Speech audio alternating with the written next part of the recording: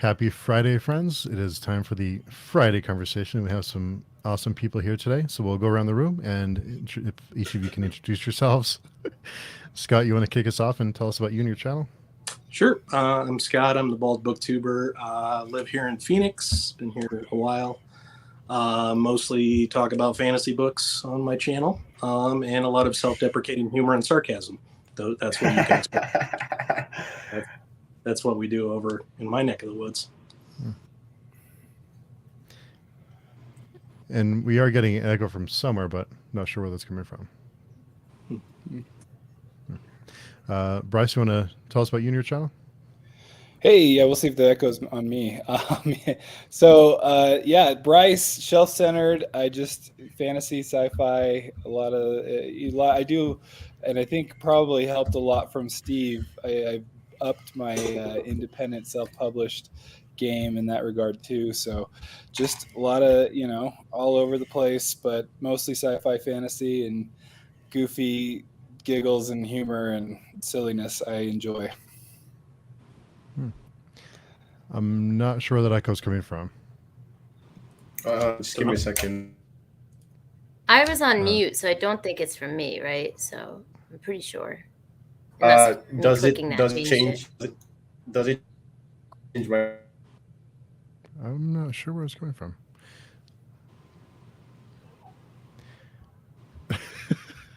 That's really weird. I think we've all muted ourselves and we're not sure where it's coming from. Right. Really weird. We'll just turn this into reading sprints. So suddenly became that. Weird. So, Epic, you want to tell us about you and your channel?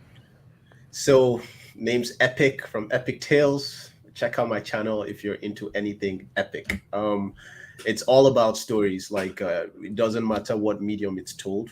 Like, mostly focused on books because that's where my interests lie primarily, but also about writing, TV shows, anime, manga, and like if you want to check out cool stuff, check out EpicTalez. And yeah, Bald Booktuber's channel, I recently just discovered it. I freaking love it. I was laughing a lot of the time, and I was like got some really good recommendations as well. So thank you. Check him out. Appreciate it. Okay, I guess I'll go last. So if you guys watch Friday Conversations often, you've probably seen me around. I'm Taylor from Maed Between the Pages. That's my Booktube channel name. You can find it below. Just kind of like the rest of these guys said, like a fantasy and sci-fi. That's my main shtick. But I do read other genres. And I'm just here to have a good time, talk about books. And you are also one of the hosts of Page Chewing. That's true. I need to add that to my introduction. Yes. Steve was kind enough to bring me on board officially for Page Chewing. I popped in and out for a while there, and now I have an official host position. So you can check out. So far, there's only one episode on my channel, but you're welcome to check it out. It was a wonderful interview. And I'm also part of Before We Go blog. I am a part of that team. And I am also an SPFBO judge this year. Yeah. Call out the accolades, man. Anything else? I mean, I'll think about it. Is anyone else hearing an echo, or is it just me? I don't. I'm not getting one. Okay. Yeah, I'm not getting an echo. Talk amongst yourselves, and I'll try and figure it out. Okay. Give you a second. Well, since we're all readers, why don't we start? Oh, go ahead, Epic. You take it. No, today it's Canada Day, so that's why I'm in the apparel, and it's all fun outside. It's just like such a vibrant day and everything. So just bringing part of that energy to this live stream. But it's such an exciting day on my end. I'm glad to hear that. Well, and that's.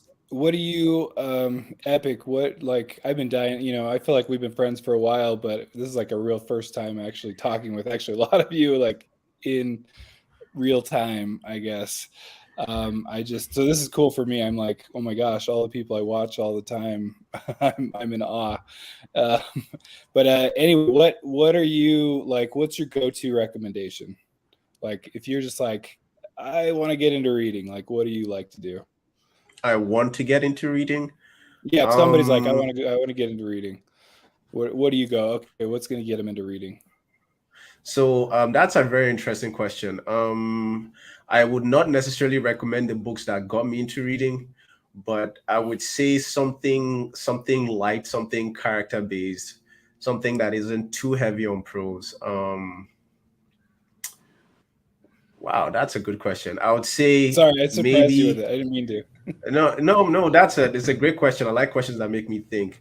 I'll probably go with maybe The First Law. Like the first law. I feel like that's very not elementary, but that's very introductory into the type of my grimdark and dark fantasy, which is what I primarily focus on. So I'll say the first law is a good start. It's character based. It isn't too heavy on prose, and it's very interesting as well. I hear your argument for that book, but you're going to start him with a torturer? You're really throwing him in there, Epic. Like you see, that's the best way to get into anything. You just like throw him right in, you know. Jump into the deep end. That's not deep end. That's not deep end at all. Like I feel like there's so many like compared to some books I read, like the first law is unicorns and puppies and kittens, you know. So I'm just saying. What would be your go-to book? Yeah. All right, who? Yeah. Me. Everyone. Yeah. Yeah, that's a good question. You know, I can never give simple answers, so I'd probably ask them what other media they like, you know, what they're into otherwise. If they're into darker stuff, then I could see First Law working. But if they're, you know, if they watch like K-dramas or, you know, like what they're into now really would affect what I would recommend. If it's someone just kind of coming from general culture, wanting to get into reading, I probably wouldn't recommend them a fantasy, actually, which is kind of blasphemous to say, as that's my wheelhouse. But looking at my shelves here, I would probably go with this one, How Do You Live? Like Genzaburo Yoshino. It's a translated work, but it's short and it's very accessible, and it's absolutely gorgeous. It does a lot of philosophizing, but in a very approachable way, and it's the inspiration for the newest Ghibli movie as well. So they could then watch media inspired by this. It hasn't come out yet, but yeah, it will soon. So I think I would go with this one, probably, if I had to recommend one to a general person. That's a good one. Speaking of Ghibli, Howl's Moving Castle is always a good one. Diana Wynne Jones is just so classic. Is that what you're pointing to? Oh yes. See, yes, I have the Folio Society edition. I am obsessed with that book. Oh yeah. So that's what I'm like. I watched the movie first, then found out it was a book, read the book, and it was like, oh my gosh, it's just as magical and beautiful in so many ways. But I do have that kind of approach. I have a couple, like Howl's Moving Castle, if that's kind of your way. Ready Player One, if you like, you know, if you're into this like 80s recapture kind of thing we're doing. You have to really like the 80s though, right? Someone in the chat mentioned one, and I'm kind of stealing this. Who is it? Bailey, yeah. The Warded Man is also a good one. So anyway. Warded Man's good.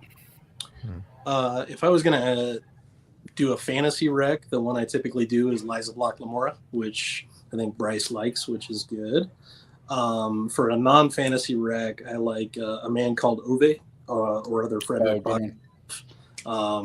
Just kind of wholesome, and it doesn't really matter if you've read a lot or anything. You can connect really quickly with those characters. So those would be my recs for someone just getting into reading.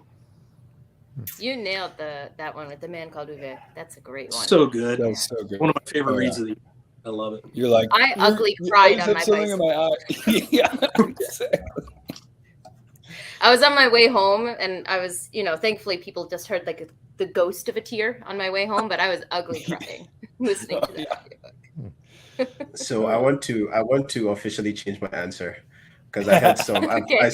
I looked at everything like in the comments, what like gave recommendations from everyone else, and I feel like I have a better answer.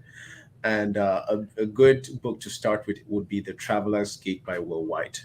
Now, Will White, a lot of people know him very much for his Cradle series, but the initial, I think his debut novel, The Traveler's Gate, is so much fun to read. The magic system is very interesting.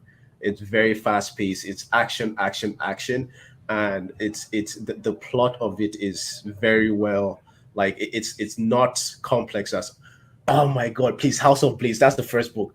If I'm you, almost are you, done with are it. I'm like dying. oh, Like, you love it, right? Don't you so just good. love it? It's Yeah, so good. I was like, It's let me so pull good. this up It's for so Epic good. here. Yes, and one of my biggest flexes, right? Like Will White is actually quite popular now. It's getting quite popular now. But when I read Traveler's Gate, he was like, say the book came out like maybe last week. I bought it this week and I read it like on one go, and I was like, this guy is amazing, and I've been screaming about him for such a long time. So I'm so glad he's now successful. He's also an indie author as well, a successful one. So yeah, like Traveler's Gate, that would be a very good book to start. It's kind of got a Brandon Sanderson feel to it. Like I like the magic is like very well defined in his head clearly, right? And then so you know exactly what to expect from it, and the like lengths that it can go, that you can go with it. Yeah, I'm totally. This was like right down my alley. All right, Steve, you've had the longest. Okay. So the question, I'm sorry, I was getting my audio, and I had a tab open. That's what my problem that would do it. Rookie mistake. My wife from the other room was like, "Do you have it open?" And I'm like, "Yeah." At least you didn't get kicked off your channel during the interview that you did. So. Yeah. Well, you could blame it on whiskey. I can't blame it on whiskey. So. That's true. That's true. Yeah, it was a whiskey chat. I have a fallback. Yeah. To recommend for a book to recommend to someone who wants to get into reading, I would probably recommend something like Jurassic Park or something Crichton related. I think is something that they can relate to a movie at least, or try to have an idea in their mind of what they're getting into, and then. But it depends on what their interests are. If they're into like Tarantino type of movies, I would probably recommend The Blade itself. Or if they're into sci-fi, something Crichton, or even like The Expanse, something like that. So I think it's hard to get a feel for what people are into until you kind of get their interests, because you don't want to recommend something that they just don't enjoy for whatever reason. So that's a good question though. And speaking of questions, our friend Tall Guy Reads has a question for Taylor. How are you liking Speaking Bones? Is that even a question? I'm adoring it. I'm about 10% in. I have a big exam this weekend, so I haven't been able to really focus on it. So I've just been listening in between a couple things.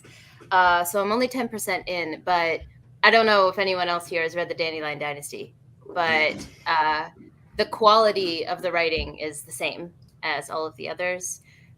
It sucked me in already. It's fantastic. And honestly, I'm terrified because already in the first 10%, my feels have been hit. So Ken Liu does not have mercy on his readers. So we'll see what the book ends up being. But I don't want to talk about any specifics because it's like the fourth book. So at this point, anything I say will be a spoiler, but it's worth your time. I'll put it there. I'll leave it there. Yeah. There was a book that Steve recently recommended on his channel. I forget the name. It's a book. I'm just thinking of the cover right now. It has like and her face like a skull, kind of. And you spoke about the prose, and you were like, it's really, really, it gets really good towards the end. Seraphina's Lament. Is that what you're? I'm loving that book, Steve. I'm loving that book so much. So I'm having a little bit of this. while we chat. Just putting it out there. Whenever you, I'm sure all of you can relate to this, but whenever you recommend a book that you really like and you recommend it, and someone's like, "I read that book that you said you liked," and you're like, you have that moment of, "I hope you liked it." Right. I'm really enjoying it. Yeah, I know that feeling well. It's like, well, I was so confident when I told you to read it, but now I'm not so sure. Like I find a lot of the times, especially with like Steve's recommendations, like we have very similar taste. So I know if Steve says he likes something, then it just like goes an extra notch on my TBR. Mm-hmm. Oh, yeah. Thank you. it's I'm thankful, but I'm also nervous because the day will come when you're like, I read that book and it really sucked. Like, I'm gonna feel terrible. But you see, that would make me like really interested to have a discussion with you about why you liked it. So either way, it's a win-win, you know. Nice. Yeah, that's a good way to spin a negative into a positive. I know the pressure. Yeah. Yeah. Speaking of tall guy reads, I just saw he's like 7 subs away from 1,000. Yeah, Alex. Oh, wow. So He's get doing. him. Yeah. Like, just look at Andrew. Andrew is Canada Day. Andrew is spamming the chat with Team Narwhal. Andrew, you know you're And my boy, I and I love you. But I'm the Dark ignoring Knights, it. I refuse Dark Knights all day. we're going to crush you guys. We're going to crush you guys. I already have like the books listed. You know, I'm going to go on a reading. You know, so, binge. Yeah, a reading binge. Yeah. Yeah. So Scott and Bryce, did you join the India Corps, and why did you join the Dark Knights? Proper question.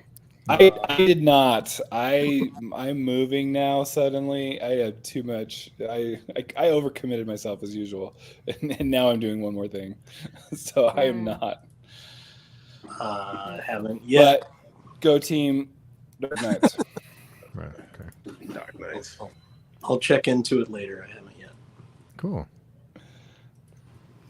Yeah, the trapdoor was ready for someone who said I'm in Team Narwhal, so you're both okay. You're safe. You're safe. Yeah, you're safe.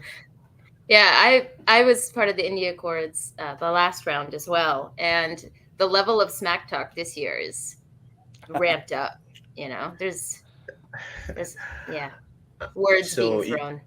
You haven't even we haven't started yet because I haven't started releasing videos yet. Like, just trust me, this month you're gonna see a lot of smack talk. Yeah. Yeah, for sure. I finally put my TPR together yesterday, and I made the graphic for it. So I still have to put out my my video with the TPR. But I am so hyped for all of the books. Same. I think I might double up on the prompts, you know, Wow. because there's so many. If I can, because there's so many I want to read. So I got this, and then I also got the audiobook because I want to immersively read it. I want to really dig into this. I've been everyone I've on Twitter that has talked about the book is loving it so much. So I really want to get my hands on this. Can't wait. I grabbed it on audio, so that's what I'm like. It'll happen in the next couple of months. I agree with you, Yeah. Epic. It's my projected 5-star book. Really excited to hear your feedback. Yeah. I read it last month. Steve, you read it last month too, right? I'm listening to the audiobook. I have about an hour left, so I'm almost done. Yeah, great audiobook. They usually don't keep my attention, but that one did. So it was really, really good. And to Bailey Books and Sports comment, Warded Man, an easy read for first-time fantasy. That's by Peter Brett. So have any of you read that? Yep. I totally stole that one. I read that one, and then I read the second one, and then I dropped off. The series got weird for me after the third book, about halfway through. But I really like that first book. The Word Man is good. I hear everybody's, I get it. I loved them all, though. I enjoyed the whole series. I really, really enjoyed that. Yes, and amazingly enough, I do not recommend Garden of the Moon for a first-time reader. It's like you gotta do a little bit. You gotta get some under your belt before that. I love Guards of the Moon. It's so weird and wonderful, but yeah, it's gonna be rough on first-timers, I think. Oh, yeah. If you want to punish somebody, you can give them that. Yeah. It's a See, I tough have. read. I just got. Why every time. No, go ahead. Sorry. No, I was just saying I just got The Legend of Blackjack. I'm excited to read that one. Anyway, I'll shut up. Sorry. Yeah. No. Talk like I have a bad habit of just going on and on. So like, feel free to interrupt me at any point. The Gardens of the Moon. I don't know why. I always read it to 80%, and then the last 20% in my head, I'm just gonna finish this later, and then I just do everything else, and then I'm like, I have to start again because I want like to finish it in one flow. That's where it gets good. That's the best part. The convergence happens. Oh man. Yeah. Have you guys read George R. R. Martin's Sand Kings? That's one of the best sci-fi short stories, horror. So George good. But I haven't read that one. Highly recommended. I've actually never read any Martin, so it was high priority, and then the show happened, and then the priority just disappeared. Honestly, there's so many other things I want to read that I'm like, I mean, I know the books are probably way better. I know that. I accept that. But I'm not going to lie if I say it's high priority at this point. But I didn't know about his other works. So if he has like a sci-fi story, I'd be Song for Leah is really good. A lot of his short, like he's got some, like he's literally won like Hugo Nebula Awards, like for ages. He was all the way back. A long time before Game of Thrones came out. I'd be very interested in that. He was a writer for a long time. He published a lot of stuff. But Sand Kings is like, if you like horror too, horror and sci-fi, oh man, it's still like, oh, so nuts.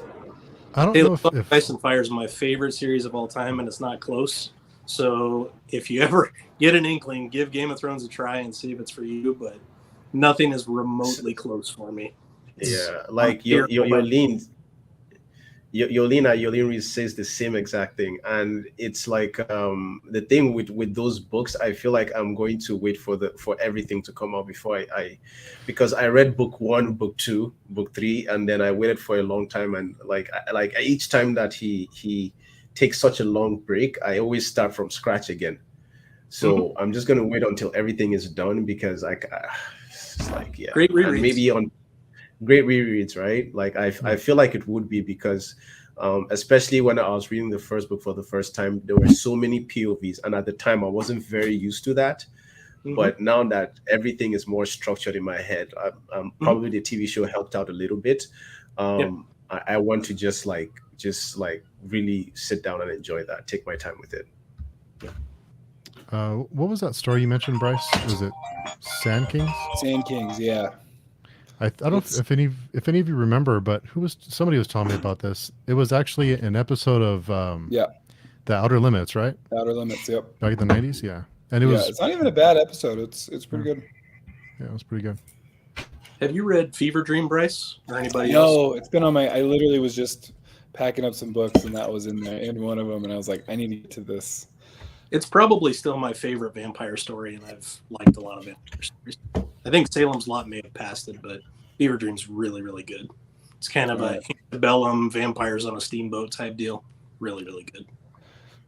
Yeah, that's one of those. It's like, I don't know if anyone else does this, but I'll like, all right, there's certain like, okay, I know how good I'm going to love this. I like vampires and I like George R. R. Martin. So I'm going to save it for that perfect day. And then the perfect day literally never comes. That's right. So then I have like, literally that's the majority of my mount to be read is that. Yeah, it's tough to keep the up. vibes have to be right, you know. Right. That's a good point. And mood reading has hurt me too. Sorry. I don't. So when I'm releasing my TBR for the readathon, I think that would be the first ever TBR video. on my account, on my channel, and that's just simply because I'm such a mood reader. Like I cannot like organize it. It's like wherever my feelings take me, because I find that when I read like that, I don't get disappointed as often. You know, I go with the vibe. Sometimes sometimes it's like I could go. I love Grimdark, but then I could find myself reading like different genres. I could find myself, touching on different, just because like my mood dictated like what I would read next, and I feel like that's very helpful. Yeah, nothing wrong with mood I reading. agree with that. Yeah, like mood reading can derail a TBR, but I think sprinkling it in there is good sometimes. Because if you're forcing yourself to read something that's just the wrong vibes, it's kind of unfair to the book almost, because you're not going to give it a fair shot, in my experience. Yeah. No, I learned that You're with just Wheel like of Time. grudgingly reading it, Yeah, Wheel of Time, I got like 5 books in, and I was just like, I don't know, it was just, you're just overwhelmed with 14 books in a series. And well, actually at the time there were only 11 books out at the time when I started. And I was just overwhelmed and like, but I want to read so many other things. And that's when I learned, okay, you can just sprinkle some other books in between. You can get back to the main series. But then I didn't finish it off until last year. So yeah, I did it. I sorry? No, I was just saying I did the Wheel of Time in 2020, so it took me about 9 months to get. So. From start to finish, all 14 books? Wow. Wow. Yeah, some months I doubled up, some months I just did one, but that's how I like to do series. I like to binge over the course of a small period of time. I do that too, but like 14 books? Like just like that? Wow. That's Honestly, very impressive. Books 7 to 10, I just want it over with. Like the sloggiest of the slog, I don't like any of those books. But I love books 1 through 6. Those are some of my favorites. And then that final book that Jordan did before he died, I really, really like that. And that then might be my favorite. The entire Sanderlanche, I love all of it from start to finish. So everything he touched, I really, really liked. So most of it I enjoyed, but that middle, it's called the slog for a reason. That is not a misnomer. The slog is real. That. So. And so I recently, I started rereading because I think I read 4 books. And after reading 4 books, then I had a long period. Like I had maybe 7 years. And I started reading it again, and I'm so glad I started reading again because I'm appreciating some nuances with his writing and having. I feel like it's a very great, very very good reread because from a writer's perspective, I can see how he's setting things up now, things that I didn't notice the first time, and I'm appreciating him as a writer a lot more. I always thought he was really good, but I'm really appreciating his writing a lot more. I love rereads, but there's so many things I want to get to that it's hard to commit to rereads these days. But I'm definitely going to hop along when Yolene and Joanna do their Game of Thrones and Song of Ice and Fire next year. Super stoked. Can't wait for that. Yeah, I'm in for that one too. The balance of rereading is so difficult. Because you want to revisit your favorites. But I find once I've started making content, I can't help but think of it as wasted time, which it's not. It's absolutely not. But I can't help but think that way or feel that way when I'm rereading a book. I'm like, well, I've already talked about this on my channel. Who's going to want to hear me talk about it again? So yeah. I think that's a really interesting effect that the channel's had. I feel like I only review maybe 25% of what I actually read. I read a lot more. There are a lot of books I read, and if I'm not motivated to review it, even if it's popular, because I'm like, okay, I'm just gonna say the prose is good and this is good and that is good, but it has to get me in a certain way to want to review it. Sometimes I can be reading a book, and as I'm reading the book, I'm like, oh my God, I have to animate that part. This part has to be here. When I get that excitement, and I even get more excited about reading the book and finishing it because I'm like, I need myself know about this book, But yeah, like I don't like reading and like reviewing books are like two separate things for me. Mhm. And it works for me like that. Yeah. But yeah, I also need to release more videos. So yeah, I need to probably review a lot more. Well, I feel like the way that you do reviews is you do those really cool animations and you put a lot of time into the presentation, of the review. Also, sorry, Lana. Yes, Ken Liu hitting all the feels. Absolutely. But I feel like when it comes to individual reviews, those do take a lot of time. And I definitely don't do that for all of the books that I read. It's only the ones that really stand out that have an individual review on my channel. The rest of them will be part of a wrap up or, a vlog or something. Yeah. But I definitely hear you on not wanting to invest all the time for every book, because that is a lot. Yeah, it's a lot. It's a lot. But yeah, like and sometimes like when I watch a review, I'm like, wow, like I can enjoy a review for a book that steals it. Like that's enough for me. That's like okay. What else? What am I going to say different? So it's just like yeah. But yeah. And something else, like we're just recently talking about rereads. Something else that helps me with something I appreciate about rereads a lot is that it helps me like as a writer. So it helps me like see things like in it helps me like understand the writer's process a lot more. So I can pick up on things and everything. So it's very very interesting for me. You're not so focused on like getting from point A to point B. You're like, okay, I know how that works. Yeah. How did they? Yeah, that's cool. Yeah, that makes sense as a writer. Yeah. Let me ask this question: who here would ever consider writing a book? I've considered it, and even like I'll still to this day write down my ideas for books. I think I've also come to grips with the fact, just as I probably won't ever be able to read all the books in my collection in my lifetime, I probably won't actually write those actually into something. I don't know. But I'm just going to be realist here. I have zero self younger, discipline. go ahead. You go ahead. Go ahead. No, I was just going to say I have zero self discipline, no process, no good habits. It would never work out. So, not a writer here.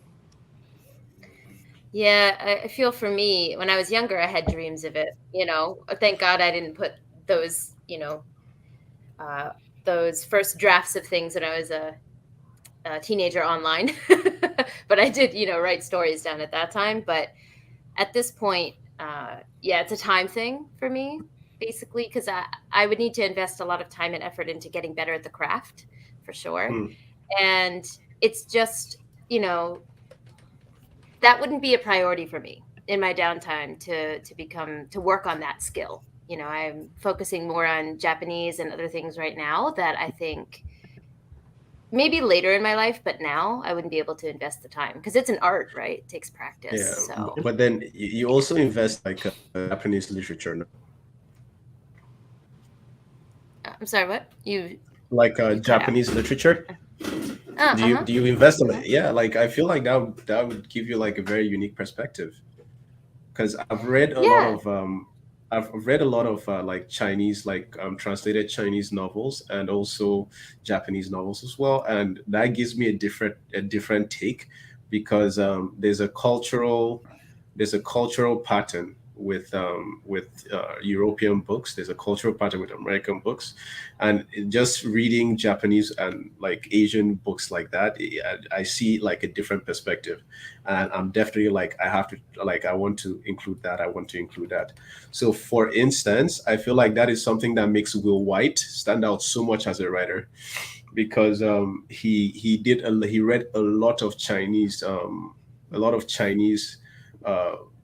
literature, Chinese fantasy, and he said that was always like such a big influence on his writing. So yeah, I feel like you could bring something. It's definitely having read quite a few Will White books lately, I can definitely say it's definitely in there, and you can see it all in there, and it's cool. I mean, that's just growing up, there's so much medieval fantasy that it's so nice to get just other cultures and other things. I still like my good medieval fantasy, but like that's what I love, that it's really become, I feel like, a huge thing now to just branch out all over the place finally, you know. Yeah, like look at Rage of Dragons. That was a take on African setups, African perspective, the caste system, and like the way that the world was organized and everything. And just that unique take on by itself was something that a lot of people, right, really enjoyed about Evan Winter's writing. So I feel like being able to bring that into, you know, like a different audience is always very interesting. Come off as different. I think, you know, those non-European based stories have always been there, but they haven't been pushed and they haven't been shown to people. So it makes me very happy to see, you know, those types of settings finally get their due. I mean, the Greenbone saga is one of the best series I've ever read in my life. It's fantastic. And that, you know, has a completely different setting. It's like an Asian mishmash, you know, of a bunch of different cultures. But I mean, that's more of an urban fantasy. So it's not a fantasy world per se, you know, built from the ground up. It's more based in, you know, reality. But still, I really find it's so nice. Let's just put it that way. It's so nice to see options out there.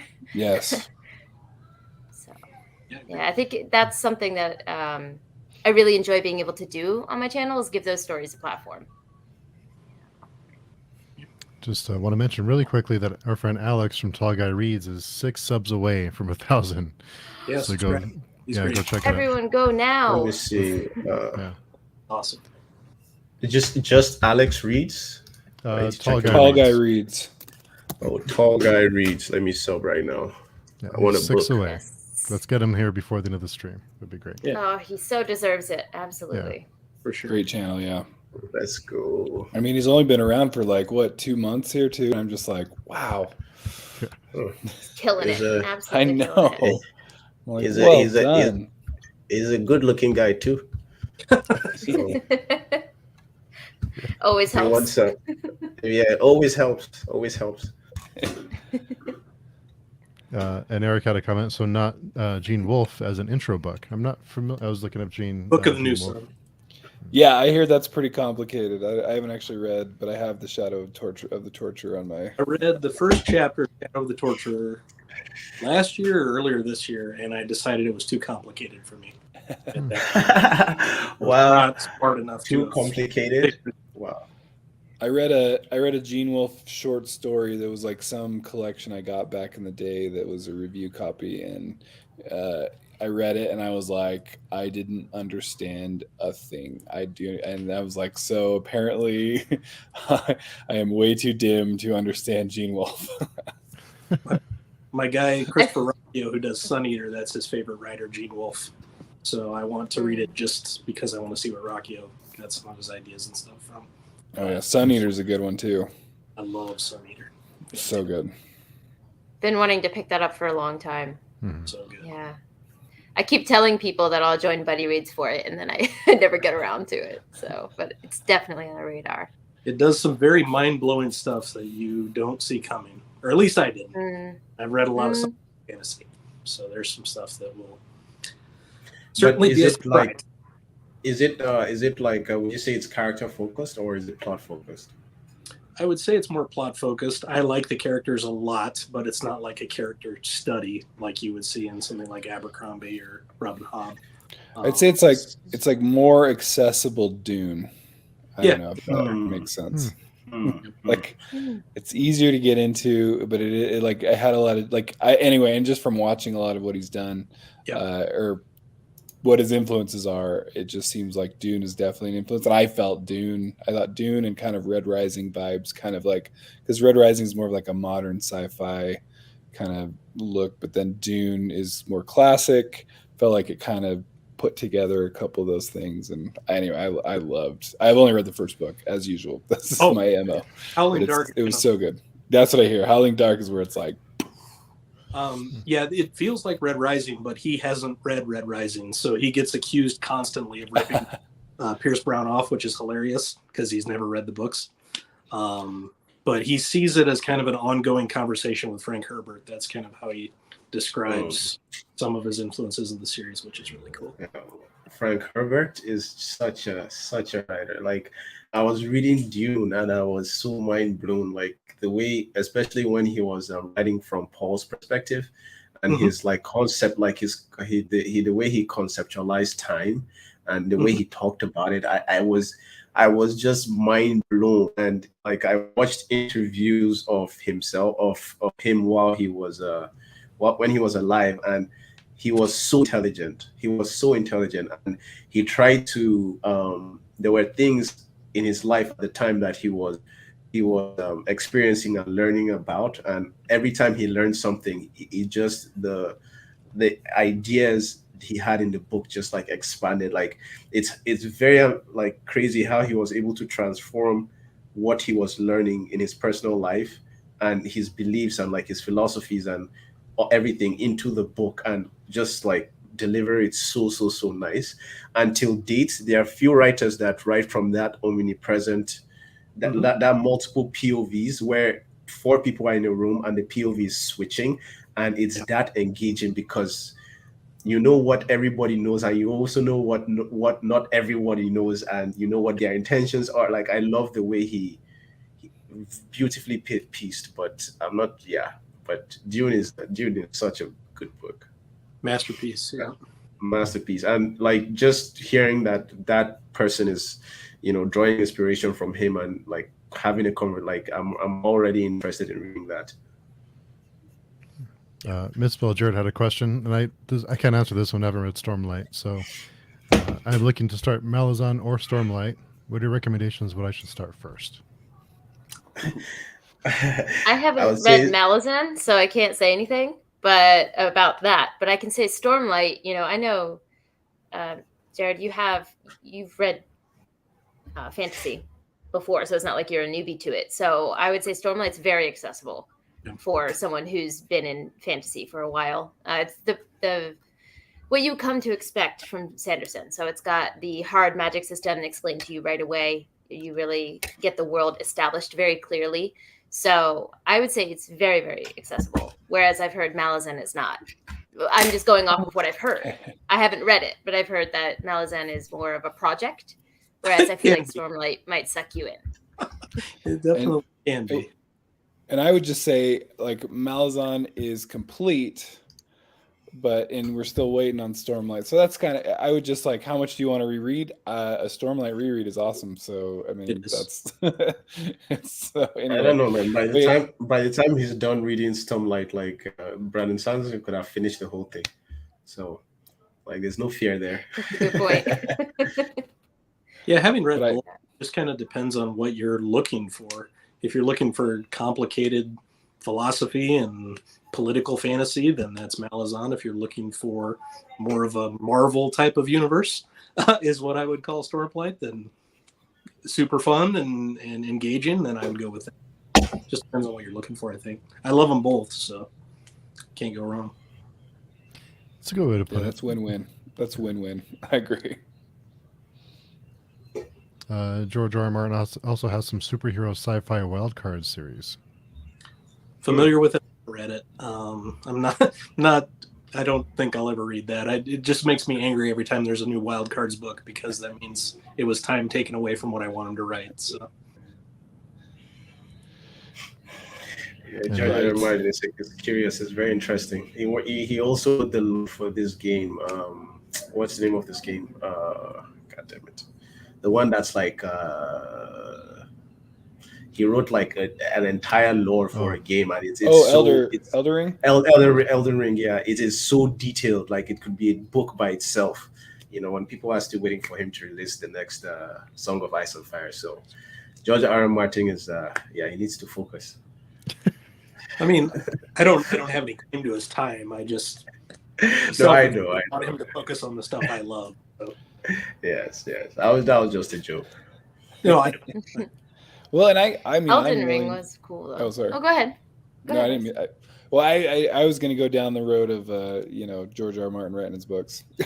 So it was going way off topic. Well, I mean, so was mine kind of, but with Elden Ring, like I was the one who downloaded the game because I was like, oh, I want to play this game because it's supposed to have so much story weaved into it and everything, and that interests me. But I'm a very casual gamer. I'm not good at games. I enjoy games. And so once I started playing the game, I was like, yeah, I'm not doing this. I'm not doing this.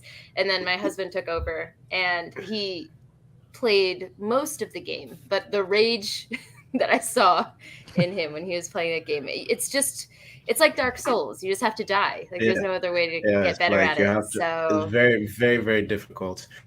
So if you enjoy the story, but you're not like really good at the game, you could just watch walkthroughs online. Just watch someone else play it, like progress. Someone really good. So it's not like you don't have to watch them die too much because they're already really good at the game, and just like experience the story. That's definitely an outlet I might go down, but yeah, I've given up on actually playing it. So and I can't even beat Dark Souls, so I haven't even tried. Sorry. Yeah. No, just random info. Will White books Cradle are 1 through 5 are $0 at the moment on Kindle, so everyone go take advantage. That's of that. a steal. I have so many Will White books that Amazon keeps giving them to me. So I like buying stuff for free. So it's very, very cool. Will White's books are just so much fun. There isn't any point in time where like it feels like a slog reading it. And it's not complicated. Like it doesn't tax the brain. It's just like ice cream. It's just reading very nice, and it's not so complicated where you need like a discussion of like then 10 intelligent booktubers to like break down. It's just fun. It's just fun. Well, and it just keeps going. Speaking of Elden Ring, it's like a video game in your head. Like there's progression. It's like leveling up your guy or your Pokemon or whatever. Yes. Like that's what you're doing as you're in a fun way. That's like, this is so awesome and fun. And anyway, yeah. I think that brand of fantasy is called a progression fantasy. Yeah. No, yeah, I have very little mental energy at the end of the day. That's for sure. But that's why I have to, like, my wife loves like historical fiction and all this stuff. And I'm like, I need to get into a whole different fantasy magical land so I can go sleep and not have to think about the real world. Otherwise I'll just be up all night, which I'm half the nights anyway, thinking about some client or some random thing that I need to do in court the next day. Yeah. Escapism is good for that, certainly. Yeah. Absolutely. And just before we move away from sale talk real quick, I think Zamil Akhtar, his second book, Conqueror's Blood, was on sale. Just shouting that out. I saw it on Twitter. He retweeted that. I don't know if the sale is still going on, but if anyone read Gunmetal Gods and is interested in the second book, I think it's like 99 cents or something like that. Steve said he predicts that this will be one of Gunmetal Gods is going to be one of the his reads of the year. And immediately said that the minute he said, I just paused on the video. I went, I bought it, and then I continued watching the video. So it's part of my, it's an indie book, right? Yeah. Yep. Yes. I got it right up here. Yep. Yeah. So Gunmetal Gods itself is even just $2.99, and then Conqueror's Blood is 99 cents. So that's a steal too. Yeah. Could you show the cover? It's so cool. I think the cover is so cool. Wow, Steve, I get to pull it out this time. It's always you. Look at this.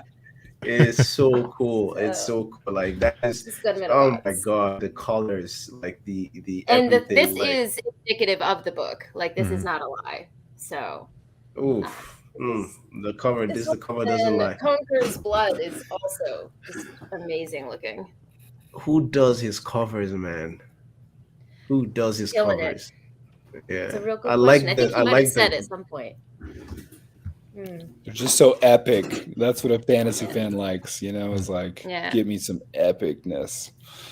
Yeah. So is it Flintlock fantasy or what is it? I guess I should know because I should have seen your reviews, but what's no, it's totally fine.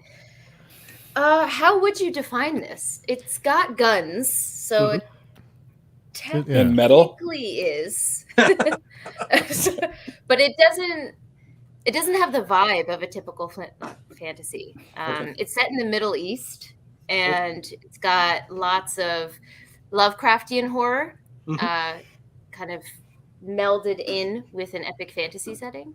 So it's very, very grimdark. So there's like, scenes in there that can be tough to read, but I don't know what I would call it. What would you call it, Steve? How would you? It's a tough one. I think it's a little bit of horror, a little bit of Flintlock, and a lot of grimdark. Okay. Or dark fantasy, whatever you want to call it. Sure. But yeah, it's there are some pretty difficult scenes in there that it's like, wow. All right. A lot of difficult scenes in my genre, so that's all right. And if you like the horror elements, if you read, if you like the horror elements in the first one, they get ramped up in all the other ones. So, and isn't his new book the Lightblade book? Isn't that a progression fantasy type series? Or I'd heard something about that. It's just like he's doing everything up my alley. I haven't read it yet because as a Spiffbo judge, I can't yet. It's not in my batch, but I've heard amazing reviews. About that one. I read it, but I didn't know what progression fantasy meant. So I just I was like, I guess this is progression fantasy. I didn't know. But it's not as dark, nearly as dark as Gunmetal Gods is. I just want to give a shout out to our friend and author Jeff Lane. He's here today. Hey Jeff, thanks for coming by. Hey Jeff. Team Dark Knight. Let's see. I'm still waiting for my Ateneo inspired fantasy might be my task in life. Woo. Yes. Do it, Ursi. That'd be cool. I don't mean to be like, it's like I feel like there's kind of been some things like almost around that. I know this, Hawaii isn't the same as Caribbean, but like, what's it called? Moana.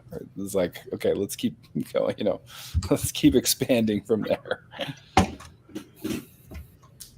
What she's talking about, wuxia fantasy, that is a Chinese fantasy that I interpreted into English, and it's very, very interesting. It's weird, but it's very, very interesting. And if you want a recommendation for wuxia, that's bright and bookish, try Warlock of the Magus World or Warlock of something. But then it's Leilin. Let me just give me a second. Let me just Google this real quick. Warlock of the Magus World. That's the name of the book. It is dark, but it's also really nice. That's my recommendation. So Scott, how has having your channel changed your reading habits? It hasn't. I still schedule stuff. I've done one review on the channel ever. Mostly it's just me doing like recaps because my memory is famously awful. So this way I can look back in a year and remember what I read and what I liked about it. So that's good. But no, it hasn't changed any of my habits. I read about 2 to 3 hours a day. I try to keep that pretty consistently. Get up early in the morning so I can read, and then maybe a little bit at night. So I audiobook often to augment that. So yeah, it hasn't changed my habits at all. But it's a good question. You'd think that it would have. Earlier, you said you don't have any self-control. Getting up early to read? Right. No, respect. Like needs to get done. No. So got to be done sometime. I get up early to do my YouTube videos. Usually that's about the only time I can get anything filmed and shot, when everybody's quiet. My wife gives me a hard time for going to bed so early and calls me an old man, which is correct. I'm a very not a put down, but yeah, I'm usually in bed by like 9, so getting up early in the morning is not a big deal. Wow. Yeah, that's pretty good discipline. So just a quick update that Alex from Tall Guy Reads is 3 subs away. 3 subs away. I was just checking. I love this countdown. It's so great. 3 subs That was away, good. people. 3 away. 3 Come on. subs. Come on, let's do this. Let's do this. Let's carry him over the line. Anyone Also, new to the chat, go subscribe. If we can do one thing in this chat today. Let's make it Right. happen. And Hannah Blackwell just started a channel too, so go check out Hannah's channel. Yeah. She's popping in to say hello. Consider it done. You know, on the live stream that I was on earlier, we were just talking about how much BookTube has grown. So many people, like there's so many BookTube channels now. Like I can hardly keep up.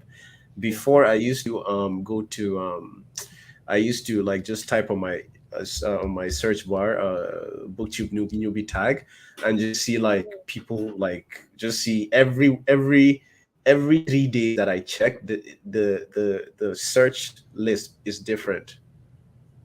There are thousands and thousands of booktubers now. Like booktube is growing really fast and it's very exciting. I agree. It is super exciting. But I was actually talking about this with my friend Tammy on one of her reading sprints live streams a while ago.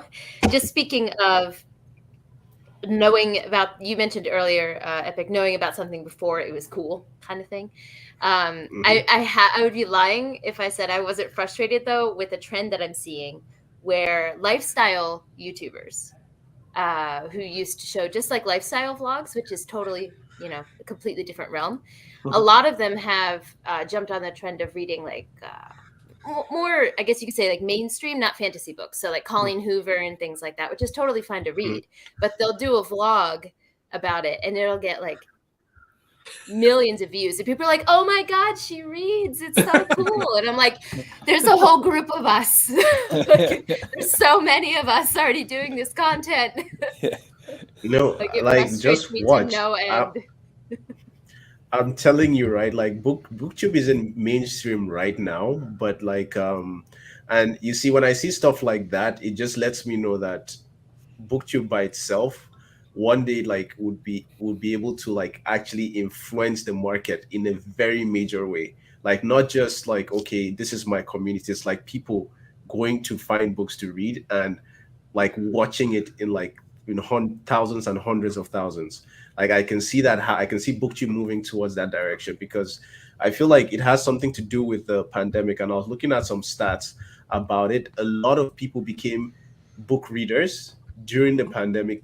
Like they just, there's nothing to do at home. Let me pick up a book.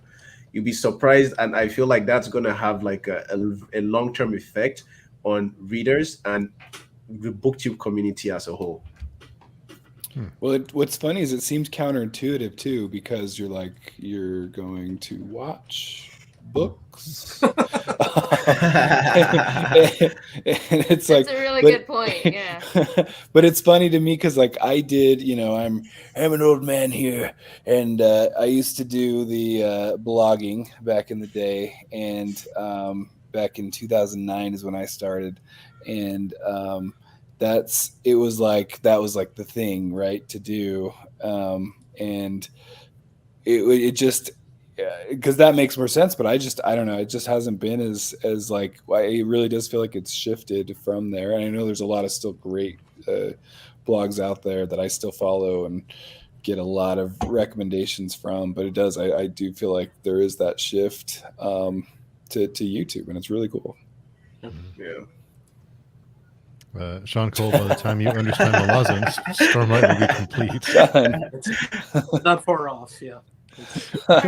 Because you have to read it 3 times. Yeah, at least. Yeah. So there was something that killed me. Like I was just reading through like a Malazan chat, and I don't mind reading through like the Malazan discussions, because I know by the time I pick up the book will confuse me so much I wouldn't even have any, like the reference I was trying to get before then wouldn't mean anything. But I was reading through it and I saw this guy explaining something about the book, and he just kept talking about it, and a lot of people were agreeing, and someone just came and said something that was like, no, this is not what this wasn't what was happening. This was what was actually happening, and the chat completely changed. a different group of people were like, yes, this is what was happening. This is like, and that just intrigues me so much because like Erickson, the fact that he doesn't do much exposition, it allows people to imagine it in different ways. So, and I think I spoke about this in one of the discussions, that ability to have your readers co-create your book as they are reading it, so they are also carrying some of the load of creation, is very, very powerful, you know. And I find the same thing with Baker's audience as well, because Baker has so much philosophy in his books that it's also, there's also a level of letting you to interpret as well, but he does his with a lot of exposition. So it's just very, I just find that really, really interesting. So if you understand Malazan in one way and you're pretty sure that that is what it is, I assure you that there are so many theories out there that would blow your mind.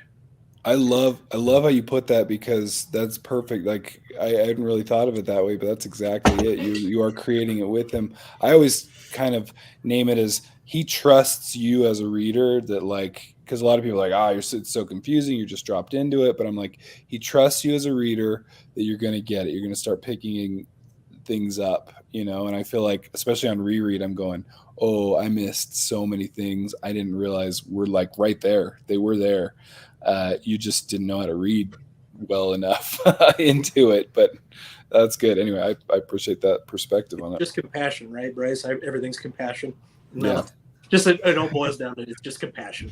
Like anytime Steve does any kind of an interview, or anytime Philip Hayes talks about it, or AP or anybody else, you'll hear compassion like 47 times in whatever they do. Oh yeah, and by the end you're like, oh my gosh, because there's some terrible things that happen. Like, oh yeah. And it can be described, I think, in a vein as Grimdark. You know, there's some terrible things that happen. I don't think it's fully Grimdark, but because of that compassion, right? And that is like it's like it's showing that to show the compassion end, right, of it. Anyway, yeah. Steve himself says it's not Grimdark, so I guess I'll go with it. Yeah, exactly. Not authors don't really know. Have you taken an English class? That's an interesting, because I've heard people say that, because I thought the second book was, if a prologue especially is like, this is pretty grim, this is like dark fantasy, but so and I get like he may not have intended it to be, but once it's out there in the world, it's we're all gonna have our different perspectives. Yeah, and there's this idea that like once you've created something and you've put it out there for another person to like pick up, it's no longer yours. It no longer belongs to you. So it's of course your intentions for writing the book, and like your thoughts and your feelings and all of that. But once you put it out there, it's everyone else's thought, everyone else's opinions, everyone else's. So it's the thing about creating something, and even as booktubers, I feel like I can empathize with that. Creating something and letting go of it and moving on to the next thing, creating something else and moving on from it, and people are going to, have views and perspectives on what you did, So it's like big ups to like Steve's point. Yeah. I mean, that's the nature of creative, things and art.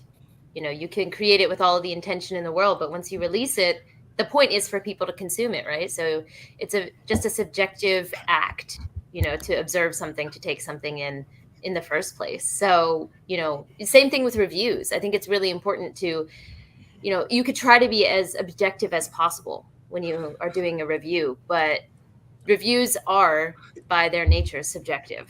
So, the discourse on Booktube where I understand it hurts when someone doesn't like a book that you like. I get it. I've had that feeling too, but I think people need to get a little bit better in general on Booktube at dealing with that, because it's a subjective thing.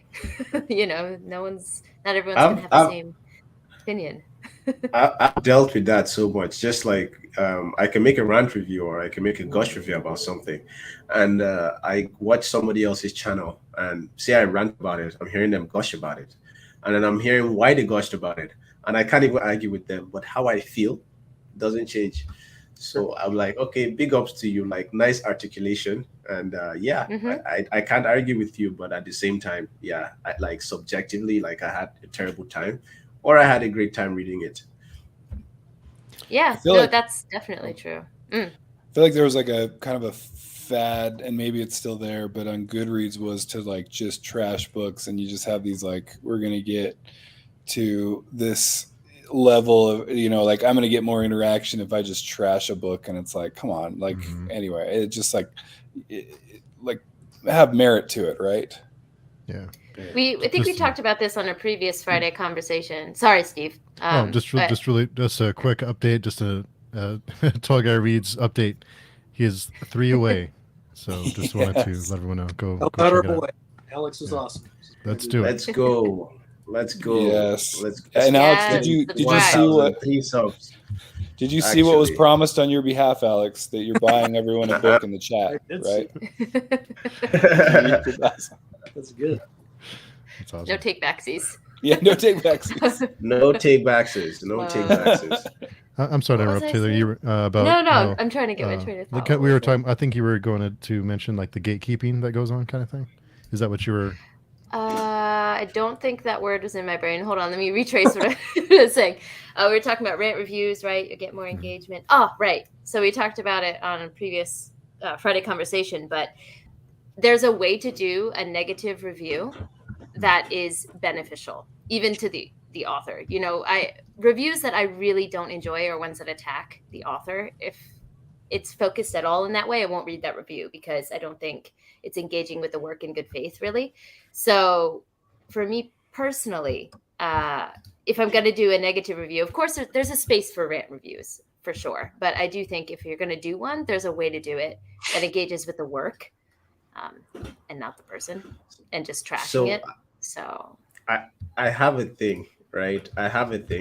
So a lot of the times I get authors from Facebook, or like authors from like no one has had them. Maybe they haven't even released a thing. And I read their books, and I read the books, and I absolutely hate it. And I tell them why I hate it. And I'm like, do you still want me to talk about it? Because I understand where they are. I'm not going to release a video and just just for bashing sake. If I'm rant reviewing about something, I would only do that if my rant review didn't matter. If it was already successful, like if the train has already gone, like millions of people already love this stuff. So I'm just going to tell you why I don't like it, because it's not going to affect the author. Because as an author myself, and also understanding that reading taste is subjective, I'm not going to just hit something hard. I can say I don't like it, and I say why I don't like it, but it wouldn't be a rant. I'll try and make it as constructive as possible. That's a good point. For instance, George R. R. Martin, I've made clear I like him. I like him a lot. But Fire and Blood, I hated. I did not like. But I get it. And it was like, because it was just telling a history book. I like the stories themselves were good, but I wanted substance to these stories. I wanted to get into the minds and the, and just like you did with the Duncan Egg novellas and everything. But Fire and Blood, I struggled with. I read, because I have Dangerous Women, and I was so excited to get that anthology because there was going to be some ice and fire in it. Yep. And then I literally couldn't finish reading it, and I had to get Fire and Blood on audio, and then that was the only way. It was just like to force myself to read through it. Anyway, just an example of of that. I actually you enjoy that one, Scott? Today. I'm re-listening and redoing it in preparation for House of the Dragon, which I'm super excited about. So, yeah. Gypsy Heart Crafts had a question. As far as book covers go, what's one book that changed the cover art from the original cover design to one that you actually liked the first cover better? Has there been any for you? I guess anything involving an adaptation, right? Because then they put stuff on there. So anything that changes to a movie cover, stop it. None of us want that. Just a PSA for any marketing team out there. Stop it. And stickers, we don't want that either. Right? So officially, right just real here. quick, just a quick diversion. Tall Guy Reads has officially reached 1K subs. Congrats. Yes, we did it. We did it. I think we should take all the credit. I'm on board for that.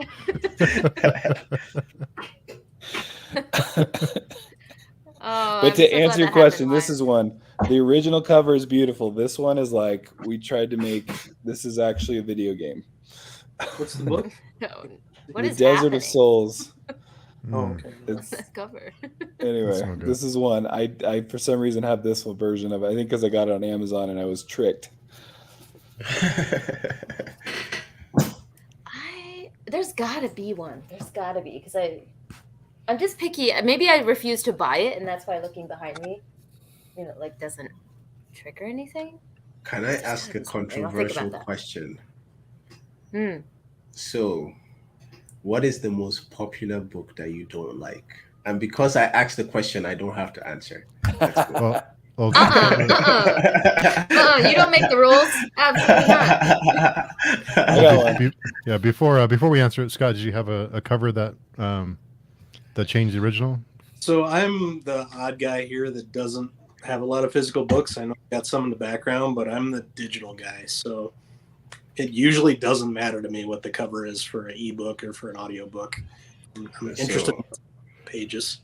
So I'm the wrong guy. Very healthy. Anything with an adaptation. Yeah.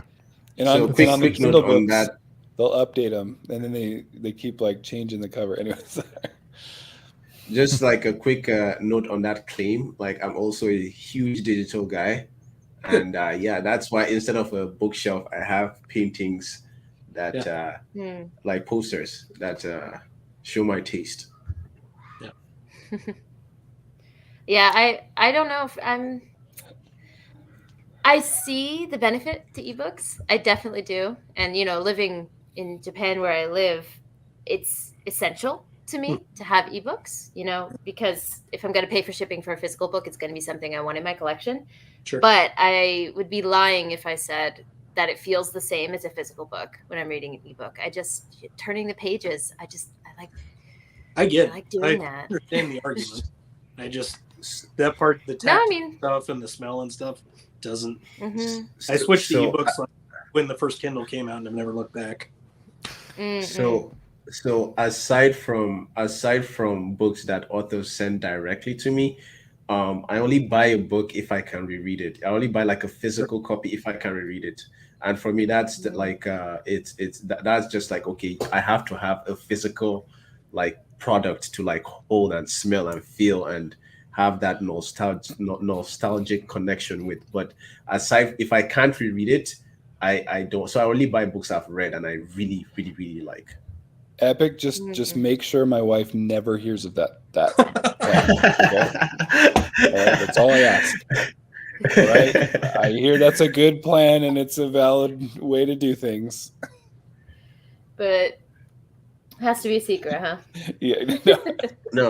If she finds out that you can go that way, I don't know. I'm like, I buy way too many books that I'm just like, I'll tell you something. So when I was in Ontario, before I moved to like the western part of Canada, before I moved to Vancouver, I had a bookshelf and I had so many books.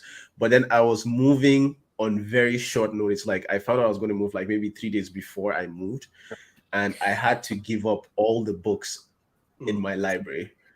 Rough. And that broke my heart in ways that I can't even put in words. So since then, I might just be dealing with trauma, but I'm just like, you know what? I'm just gonna carry buy ebooks so that I can carry it everywhere. And if I buy a book, then it has like mean more than So for instance, like if you were going to leave Japan, for instance, like how are you going to like transport all those books? Because it's expensive, because they're heavy. Yep. There's no way around it. I'm just gonna have to shell out the money. Like there's just literally no other way. Here's the thing, you can float on them. For me, I was broke, very broke at the time. So I was just graduating university. So it was like, damn it, I had to make the sacrifice. Yeah, bless my husband's heart. Every time I get a new one, he's like, "That's another couple pounds for the shipping," and I'm like, "Yes, sir." Yeah, I think Scott, you mentioned this earlier, but being an e-reader and having primarily ebooks, there's a ton of free books on Amazon if you can catch them. Constantly, there's books that are free. It's just a matter of catching when they're available. I also use like the Libby app a lot. I'm a member of Scribd. I do a lot of stuff where you get free stuff. So I like all of those options. It's nice to have. Libby and Scribd are game changers. I rely on those so heavily. Yeah. And don't get Taylor started on book stickers. Don't. Absolutely no. I will die on that hill. Why did they? Yet to see anyone that enjoyed book stickers. That's just something. I don't know why they do it. I don't. Yeah, shouldn't happen. I'm gonna stop myself, but I could go. And I can forgive an actual sticker. Yeah, it's just those fake ones that you're just like, why? You do something why about ruin this book? I got my copy of The Hunger of the Gods, and the disrespect. They put the barcode directly across the face of the wolf on the cover. Oh. And I was like, excuse you. I love Hunger of the Gods. What a great book. I hope you enjoy it. It's fantastic. Yeah, Hunger was fantastic. Or Shadow was fantastic. So Yeah. I hope so. Good stuff. I've had people recommend that book to me, and I didn't have the best time reading Fearful and the Fallen, but I did hear, and there's a reason Steve is laughing because we made a lot of videos on that, but Hunger of the Gods. So I told someone I didn't like Fearful and the Fallen, or read Hunger of the Gods. His writing improves so much, and it's so good. So yes, I probably will be diving into that as soon as possible. It's very different. I've only read Malice, so I haven't read past that. And I like Malice, but I haven't read further in that series. I need to read Gwyn. He's on my list. Everybody reads Gwyn and is like, read Gwyn. And I'm like, fine, I will. Those that fan base can read emails, I'm telling you. My objective view on Gwen's writing is that I can see, and there's the one aspect about the book I enjoy is watching him improve as in every book. Valor is better than Malice. What's the third book? The third book is Ruin, I think. Ruin, I think, is third. Ruin is better than Valor, and I heard Wrath is the best. So that was the most enjoyable thing about it, watching him improve for me. But I haven't read Wrath yet because I'm just I didn't really have a good time reading the previous, and it was centered around how predictable it was. But I'm willing to try again. My heart has healed from that experience, and I would try to read Shadow of the God, because someone I really trust was trust me, you have to read it. So it's its own thing. It's really, really unique. But if you're into Norse-based stuff or you like Vikings, can't go wrong. Yeah. I haven't read Faithful and the Fallen, so my first Gwyn was Shadow of the Gods, but it's fantastic. It really is worth the hype, I personally think. Worth the hype? That's a lot. I do. I think it's worth the hype. Check it out. I do. Yeah, I'm gonna check it out. It out for sure. Yeah, that's saying something. Yeah, but I might not be as. Go ahead. Go ahead. No. I'm just saying, with Shadow of the Gods, I might not be. I might be reading it and maybe that's why I'll enjoy it, because I'll be reading with not very high expectations. See, I was just gonna say I did a here. video. Sorry. No, I interrupted. I just was commenting on a comment. No. That I think I want to jump on that too. I definitely agree with that. That's a huge thing for ebooks for me. Yep. Whenever a place is mentioned in the map, I like to look at it. Me too. So then every time. Do this, Have you read Tuff's Guide, the Diana Wynne Jones glossary on fantasy? I haven't. No. Oh man, it's so brilliant, and it's really. it's So it's literally a glossary, like that's all it is. But it's like making fun of, like in a great, heartwarming, lovely way, because she writes fantasy, and it's like making fun of the fantasy. Like it's like, first thing, get to the map, find out where you are. Guess what? You're not in this map. Somewhere else outside of the map. Yes. Oh my God, that's so accurate. What's the name? I'm putting that on my TBR it's right Tufts Guide. It is like Tufts the Guide. funniest. Like I just read, like I just pick it up every night. Like I literally have it right by my my Got bed. it. And I The Tough every Guide to now and then Fantasyland. I need to chuckle again, and it's so brilliant. It's so good. Oh, it's added to my TBR right now. Oh. Yeah, I'm just getting the name. Like it makes fun of the epigraphs, the just like everything related. I mean, it is just brilliant. We certainly have plenty of prologues and epigraphs. And Right. all, like you need. And a And then- prologue to the prologue. Yeah, then Sanderson Stormlight. introducing preludes to prologues. We're Right. like, what? Right. So, Planet 628. I don't know if you're gonna pin it's Steve's website. Let me know what you think about it as you're reading it. I'm very interested in that. I'd like to know like your thought process as you're going through it. Yeah, I was trying to find Oathbroken on my shelf because I have it on my shelf. Misspelled Jared isn't actually an author. He just letting us know Oathbroken will be free on Kindle starting tomorrow through the 6th in honor of my anniversary. That is today, and we are watching you all. So, and he did enter Spiffbo too. So I just listened to it earlier this year. It's great. It was so much fun. Ooh. It's urban fantasy, a lot of just like good, just fast-paced kind of dialogue and funny moments, and just a lot of fun, short and sweet, and just great. I really enjoyed it. Cool. I can't find the book. Steve, you're falling off your It's there somewhere. I know it's there. I have it. So that's Gerard Smith. Yeah. Let me pull it up. Yeah. But if you're looking at his, it's misspelled Jared because it's actually spelled Jarryd, I think. Okay, On there. Got it. I'll add it to Anyway, We need to get back to the next question though about Yeah. the book we don't. I'm excited. I thought of at least one. Wow! Like one of you did a very good job of distracting me from doubling down on getting those answers. We Good almost job, got good away job. with it. Why would you do that? Yeah. There's the book Oathbroken on Amazon. So Yeah. go check it out. I think Speaking of I good think books. Steve had pushed it, and just Jared's just an awesome dude. Great friend from Twitter too. So Very cool. So he's on Twitter. Yes. So very, very interestingly, I so before I joined Twitter, I was terrified of the platform because everyone I've ever known that got canceled, it was Twitter that started it. So I was very, very scared of Twitter. But I'm actually really enjoying Twitter, to be honest.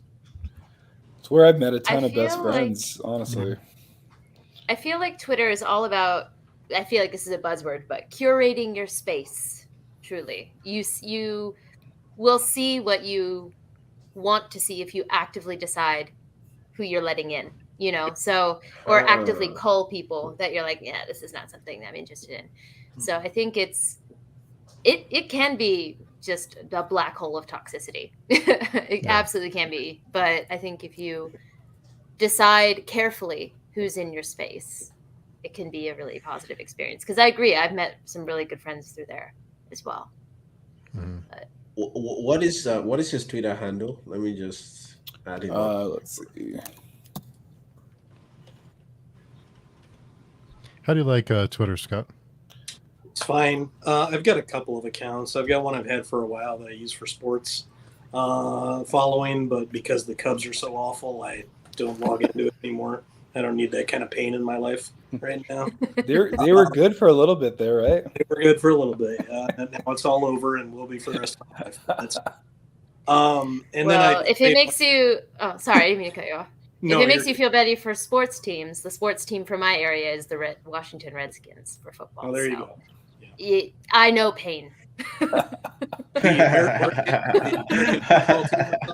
I don't even know what that game is. See, in Colorado, we got the avalanche. I'm like, There you oh go. yeah. Yeah. You know I did one that channel, so Twitter's okay. that phrase "I know pain" like is it's also like a reference that someone made when they read I think it was what was the name of this book, Kingdom Paradise, Richard Nell. God damn it, what's the name of the first Kings book of again? Paradise. Yeah, Kings of Paradise. Yeah, that would be that's also going to be part of my. I'm going to read that book as well. And someone read the book and like they're like no pain, or like a phrase like that on Goodreads. So yeah, it just made me laugh. If I want pain, I'll just reread a Hobb book. I don't need it. She's my very favorite author. She holds no punches back. That's right. Absolutely not. We were talking earlier about subjective reading and stuff, and I'm good with anything until someone criticizes Queen Hobb, and I've got problems. Everything else is. Ooh. You know, I love. And I love how people talk about Robin Hobb. Like Yolene loves her, like you love her as well. You know, and I can't wait to get into like her stuff. The only thing that has held me back is that I'm always reading huge books, and because I'm always when I see another huge book, I'm always tentative about just buying it and like getting into it. But it's definitely I want to, especially because everyone talks about her prose and how it feels like I think on one of your videos you talked about how it's like a stream, how you're it's like I really want to get it. I want to see what she does. That is so special. Most beautiful writer ever for me, and the best character work. Most beautiful writer ever. That's the kind of stuff that gets me excited to read an author. Yeah, I'm somewhat biased, so you'll just have to put up with it. No, everyone is. I'm 6 books in for Hobb, and Live Ship Traders I liked even more than Assassin's Apprentice, and it was like, or the Assassins, or Farseer, sorry. Yeah. Live Ship just, oh my gosh, to a whole nother level. I loved that trilogy. I can't wait for you to get to Tawny Man, because if you like those two, you're in for a really good time. Gonna be great. Yeah, I'm on. I just finished, not just, but I finished Royal Assassin a couple of months ago, and I definitely plan to finish Assassin's Quest this year. I can't wait to get to Live Ship because I feel like that's just really up my alley. Yeah. But Hobb is interesting for me because her writing is stunning, and the only way I can describe it is cozy. Like the words sound cozy together. Like I don't know how else to describe that. So it's beautifully written. But I have a really interesting experience when I'm reading her books. They feel like a slog. They feel slow. But then after I read the book, I'm like, I loved that. And I just sit and I just think about it. So I have a really interesting experience with her. I enjoy the experience of reading. Yeah. Mostly, I remember having that with Assassin's Apprentice, because I think I went in going, Assassin's Apprentice, this is about assassins and assassinating. Not what you think it is. And it's you're not like, assassinating, no. Super slow, and we get to some things, and then you realize, okay, this is what we're in for. So I think it was 2 Friday discussions ago with Johanna, and you made that comparison when you were just like, when I'm reading it, it feels like a slog. But when I'm done, I'm like, wow, I really enjoyed that. And just for Bryce to really like, also, I found that so weird, but in a good way, because I'm just like, okay, I want to know what that is like, because it's usually I know when I'm reading a book and it feels like a slog, I'm almost like, oh, I can't wait for this to end. But then I know I'm enjoying a book while I'm reading it. And when I'm reading it and I'm seeing that the book is about to finish, I'm like, God damn it. I just hate to be drawn away from this world so much. So that experience itself is very interesting to me, but also because I feel like sometimes experiences in life are like that, where during the process, you're just like, oh, can I just get to the next level yet? Or can something just change to work for me? And then when it actually changes and works for you, you're like, wow, that was an interesting journey. So it's very different from what I've heard different from how I've heard people describe books before. There's a lot of. It's a very unique experience. Sorry, go ahead. No, I'm just saying that like the biggest complaint about her work is pacing, and most people are like, "Man, that's 300 pages too long," and I'm like, "I wish it would have been 3,000 more pages." So I think I'm wow. Wow, you see why I have to read Robin Hobb? You see why I have to read her? Like, just look at that. Yeah. I'm all about unique experience, reading experiences, because, to break it down, not just like, so I know, like, this is how she makes her readers feel. So regardless, separate from how I myself experience the book, as a writer, I'll be trying to figure out why. Yeah, So as a writer, like, I feel like I would enjoy the book. Now as a reader, like, that's left to be yeah. And I can say Sword of Kaigen is also great from the Sword of Kaigen. That's another one I heard. Yeah. It's a very good book. I like this non-traditional woman. Anyway, I wanted to make a comment about that too. I'm glad you said that, because that there is definitely a resurgence of that, and I am living for it. Like Legacy of the Brightwash, which I've been screaming about on my channel, has that as well. It's a fantastic character that fits that archetype. I'm living for it. Badass, non-traditional mother figures, all day, every day. Yep, I need to read that. That's definitely on my list. So many good things. Legacy of the Brightwash. Yeah. So would you describe it as Grimdark? Because I had an argument. No, Sword of Kaigen. No. I wouldn't, personally. It has fantastic character work.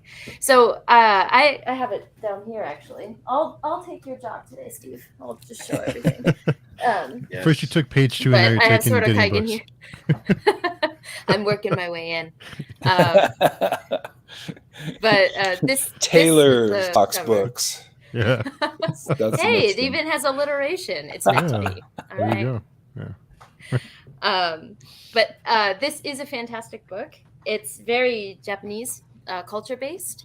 And I will say, for me personally, there were a couple things about the actual like Japanese language and Japanese culture that weren't my favorite because I live here. So but it wouldn't bother anyone else that isn't attuned to those nuances. So my review does reflect that, but I don't think it'll bother most people. So the character work, though, in this, as people say, that's what you'll see in most people's reviews, is fantastic. Like there's a scene in the middle of this book that everyone talks about, and they're like, "Yeah, I cried, and so did I." So that's what I was gonna say. Is did that distract you enough to like dislike it, like as a whole? Really? Yeah. So the first half of the book, I don't think it's a plot twist, or not a plot twist. I don't think it's a spoiler to say this, that the narrative structure is that the climax happens in the middle of this book. And then you deal with the aftermath of that climax for the second half of the book, which I think is not a bad plot device. But for me personally, because all the action was very front loaded, that was distracting for me. So the minor things didn't bother me so much, but the latter half, when it's more in the recovery period and we focus more on like slow moments, that really, it started to bother me then. And by the end I was very annoyed. So I think the story itself and all of the things that people say about it being an amazing book are true. And I think it's definitely worth a read.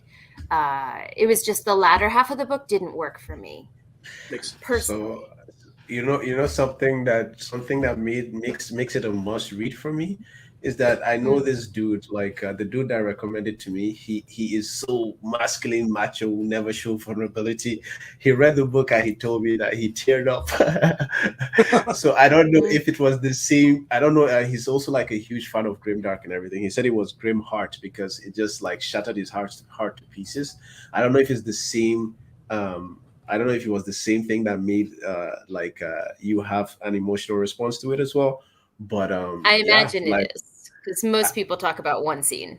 So yeah, I like any book that makes me feel. I don't really care how it makes me feel, but if I can read your book and feel, then I'm into it. Janie Wirtz is another one. I get lots of feels when I read Janie Wirtz. Need to read Sorry, some. I can't go without talking about Jenny Wirtz and Malazan. Those are my two. Great this year, and I didn't get very far. I wasn't vibing with it, but I don't know if I just need to push through and go further, or if something just wasn't working for me. I don't know what the exact situation was, but I wanted to read Light and Shadow this year, and I haven't gone back to it. So sell me on it. Sell us on it. That's just one that it's one of those dense ones that not everyone's going to. It's like because I fully recognize that, but there's so many things that I just felt like where the character work on it, like she notices and points out things that you're like, oh yeah, you would like as a human be noticing in those things or whatever, but not everyone will like put into it. But I don't know if that makes any sense. I was just reading the other day, but and really just I love that her characters are like, I don't know, there's not really a good and bad so much. And I know there's a lot of gray characters out there, obviously, sure. But in a different way, and I don't know how to describe it. But the main two in the series, the Lysair and Erathon, are whatever they are. Yeah, these like brothers, and they're just and you kind of understand from both perspectives like why they're kind of at each other, right? Or at least you do. But I just have felt like you have the one that's like kind of painted as the bad guy, and then you like look at his perspective, and it's like obviously not at all bad what he's doing, and but you still see the perspective. You can understand them both so well, and then the lengths that especially one of the characters, but even actually both of the characters will go. I just don't see the lengths like characters like this that like they will go to any length to like stop suffering, to stop heartbreak, to stop people from hurting who are especially innocent people. And it's like the understanding that they seem to have of like compassion kind of in that same kind of Malazan way. I don't know, it jives with me so well that I am like in awe when I read these, and I feel like I understand compassion better in my life, and empathy for other people and walking in other people's shoes because of reading this, and just so emotional. Plus there's like music magic, which is so cool to me, and I just jive with, I think. But anyway, those are my big things. Yeah, you know something that's good. Go right ahead. Go right ahead. Oh no, I was saying he's doing a good job of selling me on it. So one of the problems, and it's only a problem for someone like me, is that there were no audiobooks for the first several. And I like to do immersive reading. I do almost solely immersive reading. So when there's no audiobook to augment my reading experience, it gets, not fairly, but it gets kind of put to the back of the pile for me. Yeah, there's only one for like book 10. I don't know why. Like that's it, and it's I don't know. The rights need to revert back or something. They aren't audiobook for book 1 to 9, but then there's one for book 10. Yeah, what? They like came out with it when the 10th one was released, and you're like, what's even the point? Almost like somebody's gonna just like jump in there. I don't even anyway. So I hope they go back. That's my hope too. You know what the way you were describing that relationship between brothers, what it reminded me of, like from my experience, was Dragon Knight, and it's like a quest type fantasy book, and it was a book I read very, very early when I first started identifying myself as, okay, I'm a fantasy reader, I love fantasy. Dragon Knight, the relationship between Raistlin and his older brother. And that relationship was so it always broke my heart because they were on opposite sides of ideologies, and they loved each other to death, but then they were always clashing. And there was like this print I wanted to get. I probably will still get it, but it's this scene of it's like a print of this war happening all around them, and the both of them are just sitting down like in the center of it, and they're drinking like something and laughing. But that print like just captured the essence of their relationship as brothers. And when I was growing up reading fantasy, that was it left a very strong impression on me. Mhm. So yeah, I'm going to read that book. That's good. Yeah, Jenny Wirtz wasn't on my radar at all, but then PL talked about her and raves about her, and now she's jumped up my list. Like, I definitely want to get to her books. The one that PL often talks about is To Ride Hell's Chasm. Mhm. So I don't know anything about her body of works and where that fits in, but that's the title that I hear a lot. No, that's Joanna's favorite book so far this year. So it's a Mm. standalone that Janie did. So that's Joanna's favorite. Yeah, it's a completely standalone. It's all on its own, and it's amazing. Johannes was like, putting that up there too. But yeah, PL, I've been loving watching him read through Janie Wirt's books. It's like, yes, He can read fast. I He reads know. so fast. He always updates. This is my next read. I'm like, what happened to the last one? Like, you know? Impressive, very impressive. Yeah, I'm a little jealous. Yeah, he writes great reviews too, so that makes it worse. How dare, honestly. Yeah, it's just not fair. Yeah.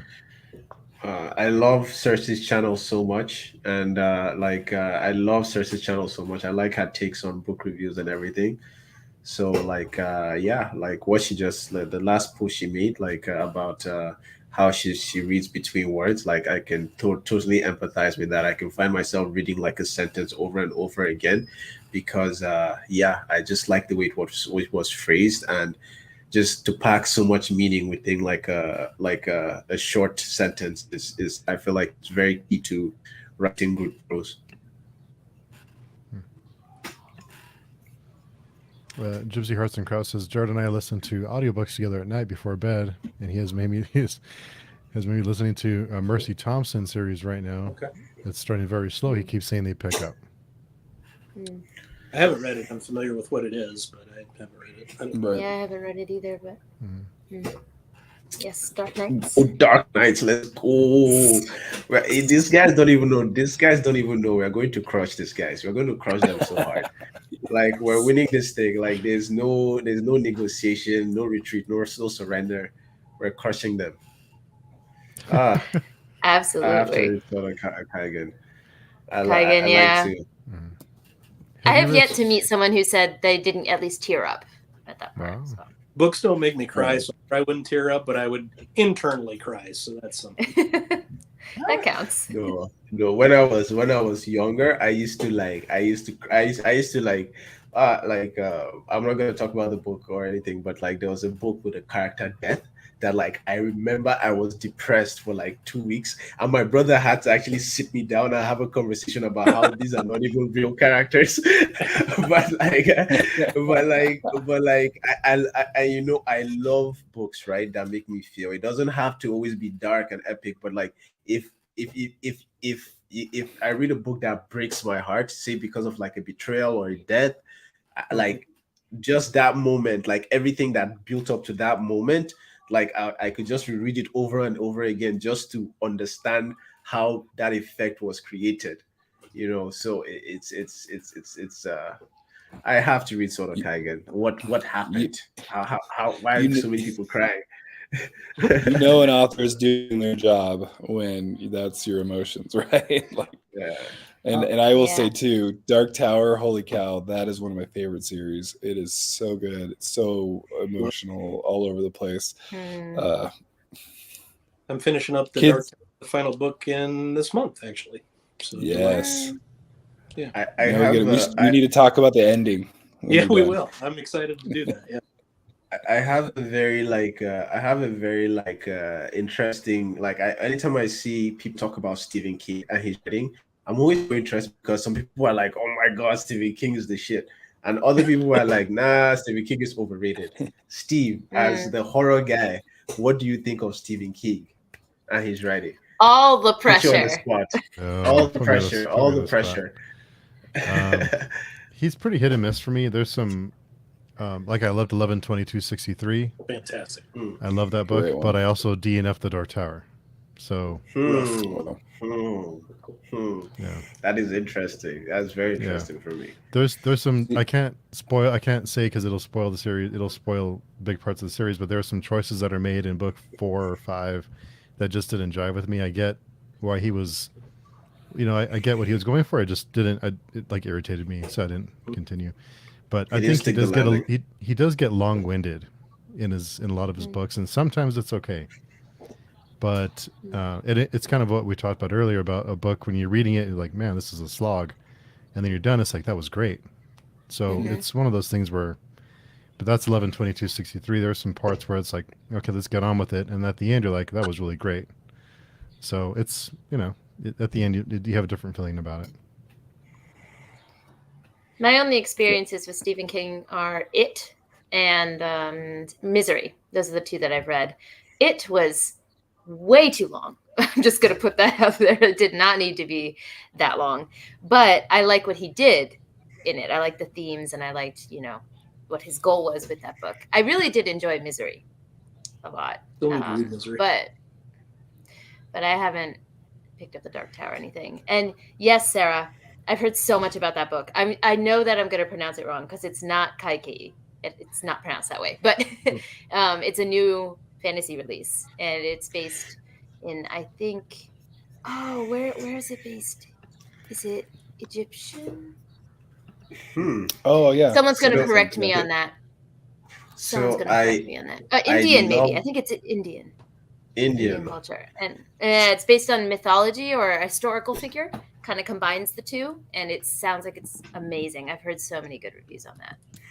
So I don't feel a book is worth reading sometimes if they aren't like worthy clash of ideologies that are balanced, that are represented balanced. I love like reading from one point of view that we say there's this ideology, and I'm like, okay, that's right, like that is okay, and then having another ideology that clashes with it but is also intellectually sound as well. So like it's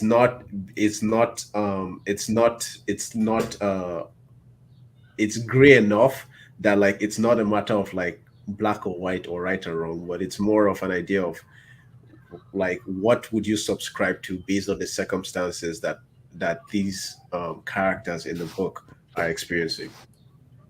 You are gonna love Gunmetal Gods. You're gonna absolutely love that book. I was just thinking that too. Yeah. You're gonna adore it. You just define Gunmetal Gods. I just okay, let's go, man. Let's go. Yeah. I'm excited. Scott and have you Scott and Bryce, have you read Gunmetal Gods? I haven't yet. No, it's definitely on my list. I think I even own it, of course, like so many. I bought it, was like, might as well. If anything, I try to support indie authors, it's like, especially the indies. I'm gonna throw, especially because it hopefully just moves them up on some, Amazon sales chart or whatever. I also like, just as a reviewer, I prefer to kind of keep control over my TBR. And I feel like you can easily get into this, like, accepting too many. I know it seems like looking a gift horse in the mouth, but you kind of suddenly, your TBR suddenly becomes controlled by everybody else if you really go all in, at least for me. And so that's where I like to be like, look, I bought your book. I'm more than happy to support you, and I have it, but now it's, under my control. Yeah. I don't even do that, man. Like I like, if I'm such a mood reader, and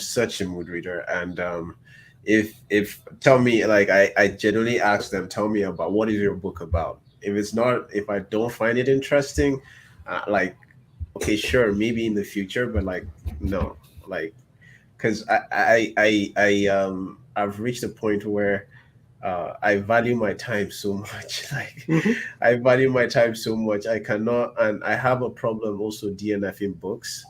So I'm not going to even like put an investment if like it's not something that I might find interesting. Like, tell me what are you like? What makes you most excited about your book? you know, and if it's something I like, that was something I could be interested in, and then possibly. But at this time, I have to, because Booktube for me at this point is something I have to enjoy it, you know. And I feel like in the past I had difficulties balancing that. Should I do what's popular? Should I do what's, like, I want to support indie authors, so should I just do indie? Like, it's like what to do. But right now I've reached a point where it's just like I have to enjoy the process, and to enjoy the process, I have to feel responsible for the decisions I make along the way. It's well said. What do you think? What are your thoughts, Taylor, on paid book reviews? Well, it's an interesting question. Specifically, it's saying here indie authors, and I have never been approached for a paid review from an indie author. I can see why that would exist, you know, because you want to get your name out there. But personally, if there's money involved, it's going to sway the opinion. I really don't think there's a way around it, be it traditionally published or indie books. You know, with sponsorships, I like when they are, they can be book based, but I'm not a big fan of people trying, like, I don't want to bash this because it's not necessarily wrong, but like Book Outlet, almost everyone is sponsored by Book Outlet, which I don't mind as like recommending a service at all. But what I think part of the sponsorship is probably that you have to talk about the books, like 2 or 3 books, because there's always like a Book Outlet section in those videos where they like try to sell you the books. And that always feels disingenuous to me, even if they're interested in the book, because it's part of a sponsorship. So I think this might just be a hang up for me, because the person could be very genuine in saying, I'm genuinely interested in this book. It just so happens to be from Book Outlet. And that's definitely a possibility. But for me personally, it does color the way that I would look at a review. So I've never done a paid review. Never say never, of course. But personally, it would color it for me. I always hear that. Oh, sorry. Oh, I'm sorry. I was just gonna say I always hear it come up, but yeah, I've never been approached or, you know, really. I guess I haven't even seen a review. If somebody's like, I feel like I would hope a reviewer would tell me that this is a paid review. I don't know. It just seems like there's too many. There's so many, like, I don't know. I haven't even personally at least seen someone admit to doing a paid review or something. I don't know. It just seems like, I don't know. It just seems, I guess the exposure is the hardest thing for an indie author, especially, and just trying to get out there. I do feel like there are other ways, like was mentioned in the chat. I think Chris was mentioning some good things. I mean, look at page chewing. Look at like all the work that Steve does, right? And Taylor and Epic, right? Like you guys are like killing it, and I think such a good resource for this community. And you keep doing this day in, day out, you know, and it's like, this is for the love of it. You guys are genuine, and I love you guys for that. You know, I love what you're doing. I just think it's so good for this community, and we need more of this, right? And so this is the kind of stuff that it's just the most genuine. It's you know, anyway, I could keep going, but you know, you guys have just been so awesome in this community and so welcoming to me. I mean, hell, like I'm totally, you know, just feel like I became fast friends with you guys so easily, and because you guys just love what you're doing, and it's clear. Oh, you just warmed my heart. That was wonderful. Thank you. You guys work hard. You deserve like a lot of praise, you know, like you deserve the kudos. Appreciate that. You too. Back at you. Yeah. As usual though, I have to go before we're finished, so I have work later. But this was wonderful as always. Nice to meet you, Taylor. It was really good to meet you and talk to you in person, Bryce, finally. Yeah, exactly, right. But, I know. Yeah. And Epic and Steve, I'll not talk to you guys. I'll see you guys. We'll talk to you soon. Whatever. Whatever. Yeah. Wow. Good. And, welcome back. But have a great rest of the chat, and I'll talk to you guys later. Okay, Taylor. Bye. Yeah, Have a good glad day. to have you. It's such a good time. Yeah. See Crazy. you guys. So much fun. So, Yeah. Scott, what are your thoughts on paid reviews? Have you been approached? I don't know that I have thoughts. I haven't been approached. I guess it depends on who's doing the paying. Like if it's the author offering money for their review, I think that's one thing. If it's, you're part of some service that pays you to review various things, to me those are two different things. But yeah, I guess I agree with Taylor. I don't know that I would trust a review that money was attached to, for lack of a better word.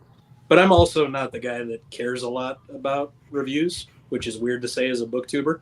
Like, I care about what people say about what they thought about a book. Like, I like these aspects of it. I didn't like these aspects of it. I don't really care what the rating is or what they overall, whether it was one of their favorites or not. None of that matters to me. It's about what aspects of it they call out specifically. So maybe that wouldn't change with a paid review. I don't know. Yeah. I'm with Bryce on this. Even with ARCs, I don't accept ARCs unless I know the author. Like I've accepted ARCs from just a few because I don't want to have to have an ARC or a review out in time or not have it out in time. And then if I'm accepting an ARC for someone, I don't want to not, deliver. And also if it's because I'm not sure I'm going to like the book, I don't want to have I don't want to do a negative review on a new book. So I'm trying to be very careful with that. But like Holly Tinsley and Zamil Akhtar, I knew I've liked their previous work, so I accepted their arcs, but I try to be really, really careful on that. I'll even give like hey, look, I'll accept it. I can even feature it in a book haul video or something. But I just cannot guarantee a review. I can't guarantee anything will happen other than I can pretty much guarantee a book haul, like, feature. But that's all I got for arcs. But I do try to, like, because I'm like, I'm here for you. I get the struggle. Like, let's get you out there if we can. But yeah, I'm not gonna. I just make zero promises anymore. I've done it too many times, and yeah, I suck at it. I mean, even a book haul can somebody out just featuring their book and showing the cover and that kind of stuff gets the name out there, so that's good. Oh, and they're way more popular than the review. It's weird because like some reviews will hit, but others will like barely get any views, and you're like, I don't even know how to predict this. I don't know. Yeah, it's hard to tell. And something that Leslie from the Nerdy Narrative has told me a few times, because she said they're evergreen. They'll be relevant for longer because they have longer legs in their reviews, whereas like a wrap up or a TBR video has a shelf life. It's true. But a review is, it will live on. So this one. Maed over at Media Cult says that a lot too. He focuses so much on reviews because those are always going to be relevant. Yeah. It's a good point. And I have had some where I suddenly look back and I go, whoa, how did that took off and I wasn't even noticing it. And then, so it is true. It is kind of discouraging to see a wrap up do a whole lot better than a review did when you spend so much time on it. Yeah. Yeah. So that's the thing you have to remember that. Yeah. These are true words here. Yes. True words. True words for real. How will we win the how will we win the idiot reader? It's going to be a complete washout. Like the other teams have no chance. It's going to be disastrous. It's going to be embarrassing. Even, we got this. How can we help? What can we do? You have to sign up. You can read. join. Yeah. You can sign up and read. Yeah. Pages and Anytime pages. reading becomes competitive, I lose some joy for it. So, not to be careful. Do anything differently, but for me, I just get stressed out and I don't get a chance to enjoy what I'm doing. So, you guys have at it. That sounds fun, but that's not my thing. Yeah, I'm enjoying the smack talk, but yeah, it does become like work where it's it's not as fun when it's competitive. But, yeah, it doesn't feel the same. But we always circle back to Malazan somehow. But Bryce and Scott, I was wondering, when did that series start to make sense for you? Start to say, oh, I get where this is going. What book was that? I can't say it ever made sense for me. So I don't. Okay. This time I read it last year, so I read it a book a month, and I'd been wanting to do it for a long time. I had read Gardens at least 2 or 3 times previously. I had read up through Midnight Tides at least twice previously. So I kept hitting a hurdle and I couldn't go any further. And I finally said last year, no more excuses. I don't care if it makes sense or not, just go. And that's what I did, basically. But in terms of when it made sense, when people say, well, what should make sense, I'm like, just go with it. Just, I don't know. Yeah. Like in terms of buy-in, I'm bought in from that first scene on like the Siege of Pale. I love Gardens of the Moon, so which I know is not popular even among Malice and hardcores. But, I'm the same way with Gardens. I loved it, and that's where I'm like, I may have a hard opinion because I know a lot of people struggle with that, and then they love like books 2 and 3, Deadhouse Gates and Memories of Ice. Ice is so but good. They're so good, and it's like, so I get that, but at the same time I'm like, maybe I'm not. I don't know because I liked it immediately. But you're right. When did it make sense? I mean, books. I have a couple answers, I guess. Usually by the end of the book, it starts like the actual book itself finally makes sense when you have the conversions. But book 6, maybe Bone Hunters, where you kind of start the full amount of everything, kind of it starts to finally like put the pieces together. Yeah. I noticed I have like a lot of hand movements. I'm like, what but anyway, so that's where I would say at least book 6, because it's funny because even up to book 5 you're like, oh, a whole new place, a whole new continent, and one character that was briefly touched upon in the previous book, and this is what we're doing again. So I get the like frustration with that. But then Midnight Tides is like one of my favorites. It is easily in my top. Well, I'm always like, whatever book I'm reading currently is usually my favorite Malazan. Anyway, but that one's one of the best. Let me ask a question. Are they books, right? Are they like books in the Malazan series that don't matter to the main plot?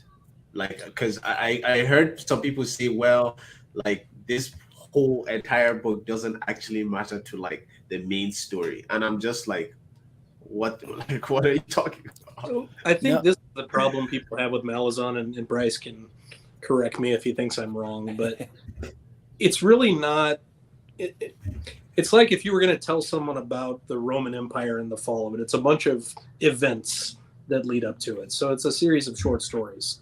So to say something does or doesn't relate to that, I don't know, because each of the books is kind of its own internal narrative, and it follows different characters and sometimes different places, and it's all working towards this fall of an empire. So it's really more of a historical look through short stories is how I've always viewed it. So and just something that's relevant, I don't know what that means, I guess. And you still follow like characters from like, I don't know if I'm going the Brit side, from like one place to the other, right? Like you still follow the characters through it. And Steve's laughing at me because I'm like, you want to go the red? You want to go the red side? I don't know what I do on these. But you still are following like a character, so they're still going to have arcs, right? Like from book 1 to book 10 in the main series, for instance. So you're going to still want to like read them in that order. There really isn't. You can't. I mean, even like I said, book 5 you could technically read first. Because it wouldn't even like it is its own thing, right? It's its own different continent. If you want to read it first, but you still need to know about the continent of like leather or the leathery people. You need to know about because they affect things later on. When it comes together more. So I don't think that. But I like how you put that, Scott, that it is a lot of, it is kind of like, here's this thing, here's this thing, here's this thing, here's this thing. It's not your typical, like, we're going to go from the beginning to the end and get to, hit all the things you need to know. It's like, boom, here's this, here's this, here's that, here's that, here's that. And then suddenly you're like, oh, dang, no way, that happened. This is okay, got it, okay. And I think that's one of the most rewarding experiences is figuring something out on your own and going, oh my gosh, like this is what's happening now. It's so much fun for me. It's we're actually taking a little break from our group read because it might be a good time before House of Chains to take a little break. So we're taking some time off. So Bailey just ordered Memories of Ice, so you might catch up. To grieve, if anything, right? How long of a break are you taking? Maybe I can catch up. I think we're going to do the first half of House of Chains we're in July now, so August. In August, okay. Yeah. About a House month. of Chains introduces one of my favorite characters, and there are parts of that book that just get on with it, Steve. I feel that sometimes in House of Chains. So. Okay. So it'll be interesting to see how your mileage goes with it. But I think even you, Bryce, you said this was one of your lower tiered Malazan. Yeah. Yep. Which is pretty common from what I've seen. Mm-hmm. So. Wow. Yep. Well, I'm not trying to I hope you love it. I'm not trying to make the experience bad for you. But it's structured strangely, in my opinion. The first quarter follows his character that's awesome and you want everything to do with it. And then you just get whisked away to something completely different. And it's just a little bit jarring. To me, it was anyway. Oh, yeah. No, that's true. And especially because even in the first, because again, it's a new character. You're in book 4 going brand new place, brand new character. And it is like that jarring, part of it that absolutely. And so I know that. And even, some of the language that he's using, you're like, so what's he doing? Right. It's like, anyway, but it is, but because that's never really been done before, he uses that a quarter of the book is dedicated to one character. And, he's always switching POVs in the middle of a chapter constantly. Mm-hmm. And you're like, what is this going on? But I think it is part of this, everyone's tale is different in the Malazan Book of the Fallen. Character makes me want to fist bump and be excited, and I hate that character. So he has both aspects to his personality. There's things he does absolutely horrifying that you don't want to be associated with at all, probably, if you're a human being. And then there's other ones you're like, I really want that dude on my side because he really kicks butt. So it'll be interesting to see how you guys take to it. I mean, he changes POVs several times in a paragraph sometimes. Yeah. Right. Which I think is part of the problem many fantasy readers have. They're like, well, who's the main character? Who do I follow? And that doesn't exist. That's not what the series is. So I once, there's something, and I don't know if I'm explaining this well at all, but there's something that, you hear about an epic fantasy book or something, right? And you kind of get in your head this kind of epic, oh my gosh, this is about it. But even when you get into it, you still get down to these kind of individual characters, and it becomes a lot less epic as you get down into it is this story, right? It is this one person story or these 5 people story, whatever it is. I just really feel like Malazan does the best at being that epic still, right? Even after you've read it, it's still this completely hugely epic, and it keeps that scale. And I don't, and does that make sense? Is that Some of my favorite characters are the gods, and I shouldn't really be sympathetic to them or understanding their level at all. But Cotillion and Shadowthrone and those guys, I could read about those dudes all the time, and that shouldn't work in fantasy, in my opinion, and it does. Right. Whatever. Yeah. And Eric had a comment. Erickson did that because he got tired of people saying you can't write characters. Well. I think he's a very good character writer, but that's depending on who you ask. They either think he stinks at it or they think he's awesome. I think it's because he doesn't beat you over the head with a bad about him, right? He's not gonna right? Yeah. But then let's say one of them dies. Are you crying about it? Yes. So you're so I did feel something. He made me care about this character. So that's where I go, my emotions when when things happen to him, clearly there's something, right? It's maybe not your typical way of writing a character, but he gets it there, right? He gets you there. Interesting. So I meant to ask this at the beginning and I forgot, but what is everyone reading this week? You guys go ahead. So right now, okay, go ahead. No, I'm sorry. So right now I'm reading this book. It's called Anarchy, and it hasn't been released yet, but it's a book by I don't know if he wants to go indie, I do feel that the book by itself is good enough to be traditionally published. It needs some editing.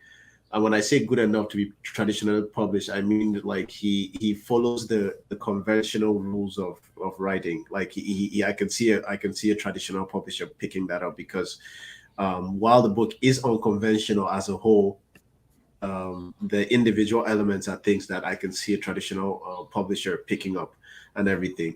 But I'm also doing kind of like I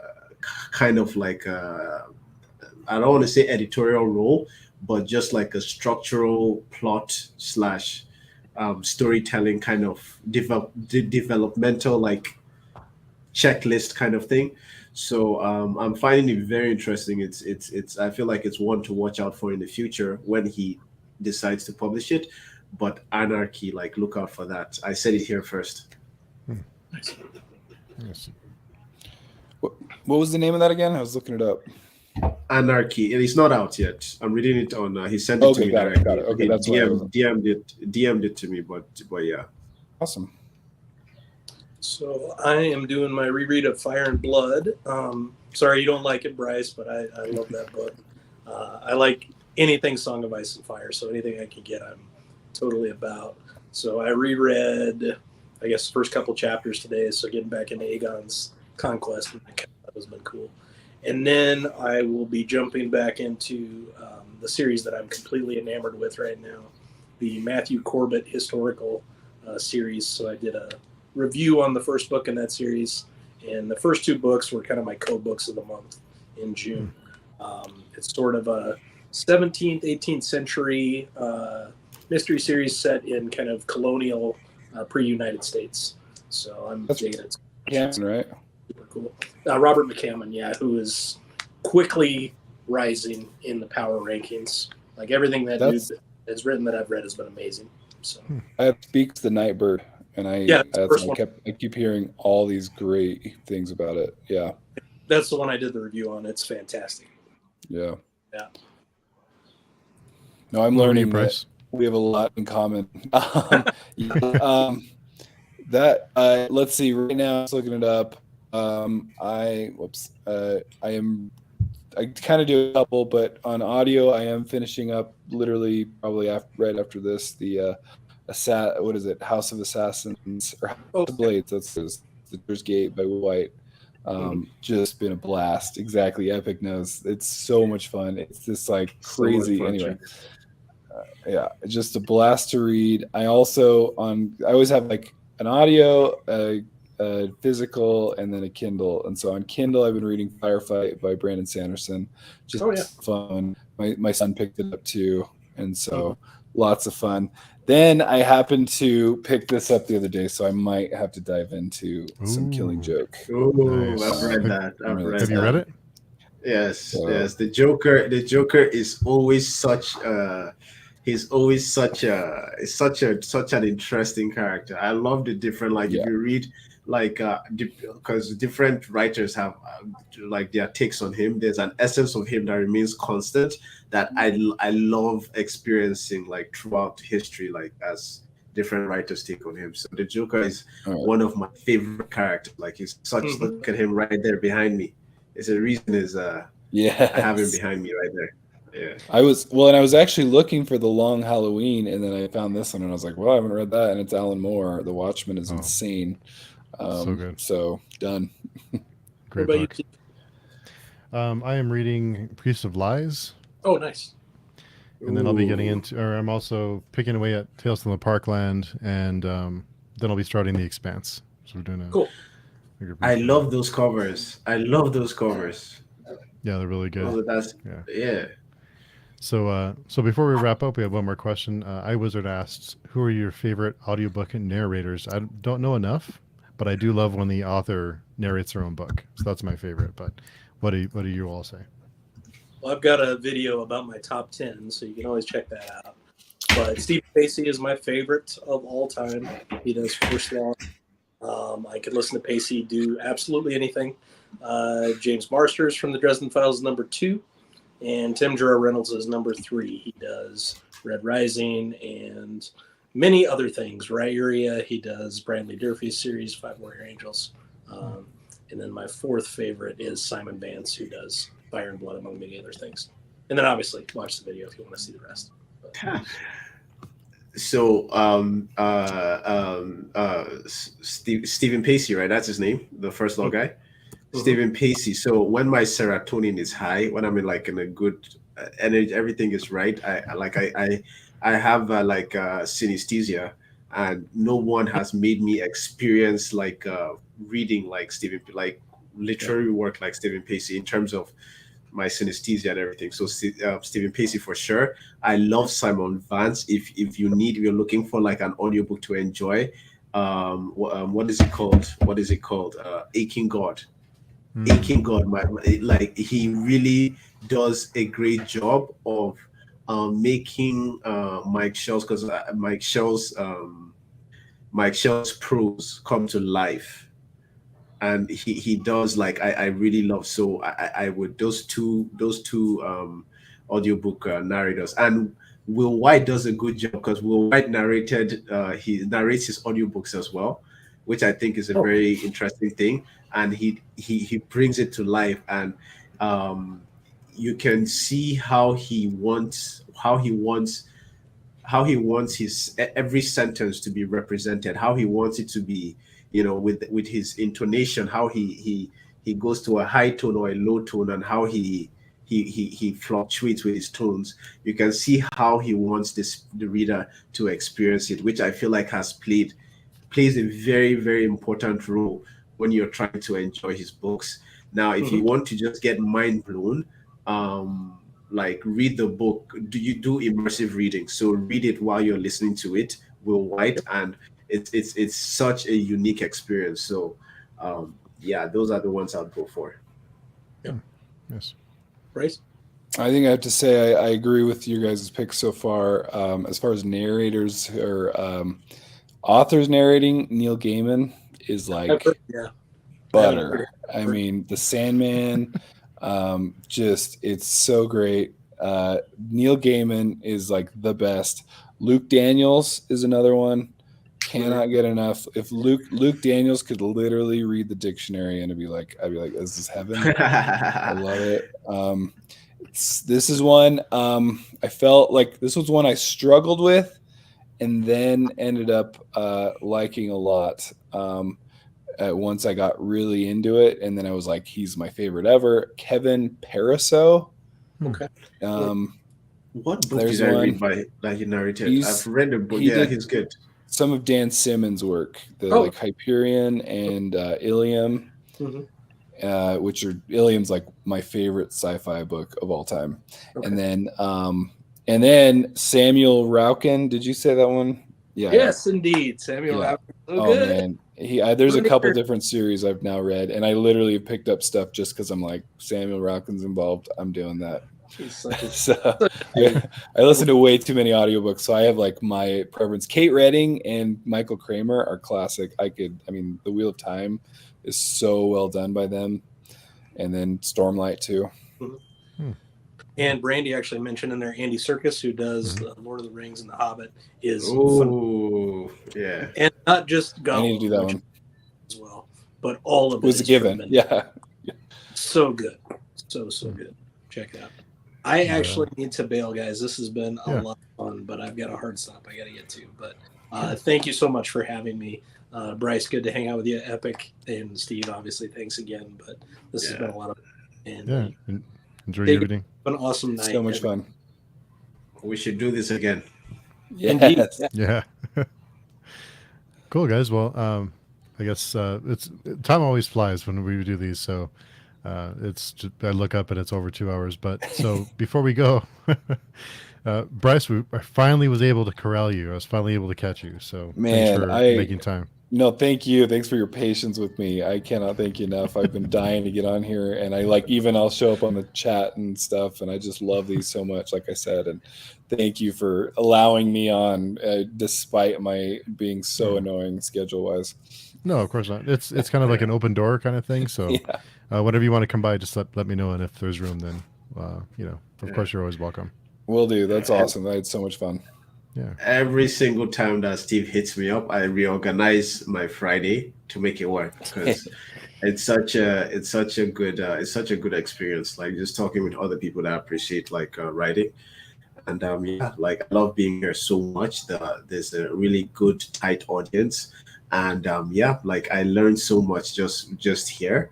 So and I get to talk to people that I watch like on BookTube, like Bryce. So for me, it's always a wholesome feeling, also always a wholesome experience. Well, I appreciate both of you spending your Friday evenings just chatting and having a good time. So Yeah, it's nice this- with all the stuff in the world just to come and just chat about fun stuff. So it's well, this it's a is nice what we break. do it for, right? It's for like to connect about the stuff we love. You know, I love that you do this and make it happen. Yeah, just let me know when you want to come back. Absolutely. Yeah, and also, of course, thanks to everyone in the chat who came by to hang out with us. Really appreciate the great conversation, the questions, and it really makes things a lot more interesting. So, thank you all for hanging out with us, and we'll see you next week.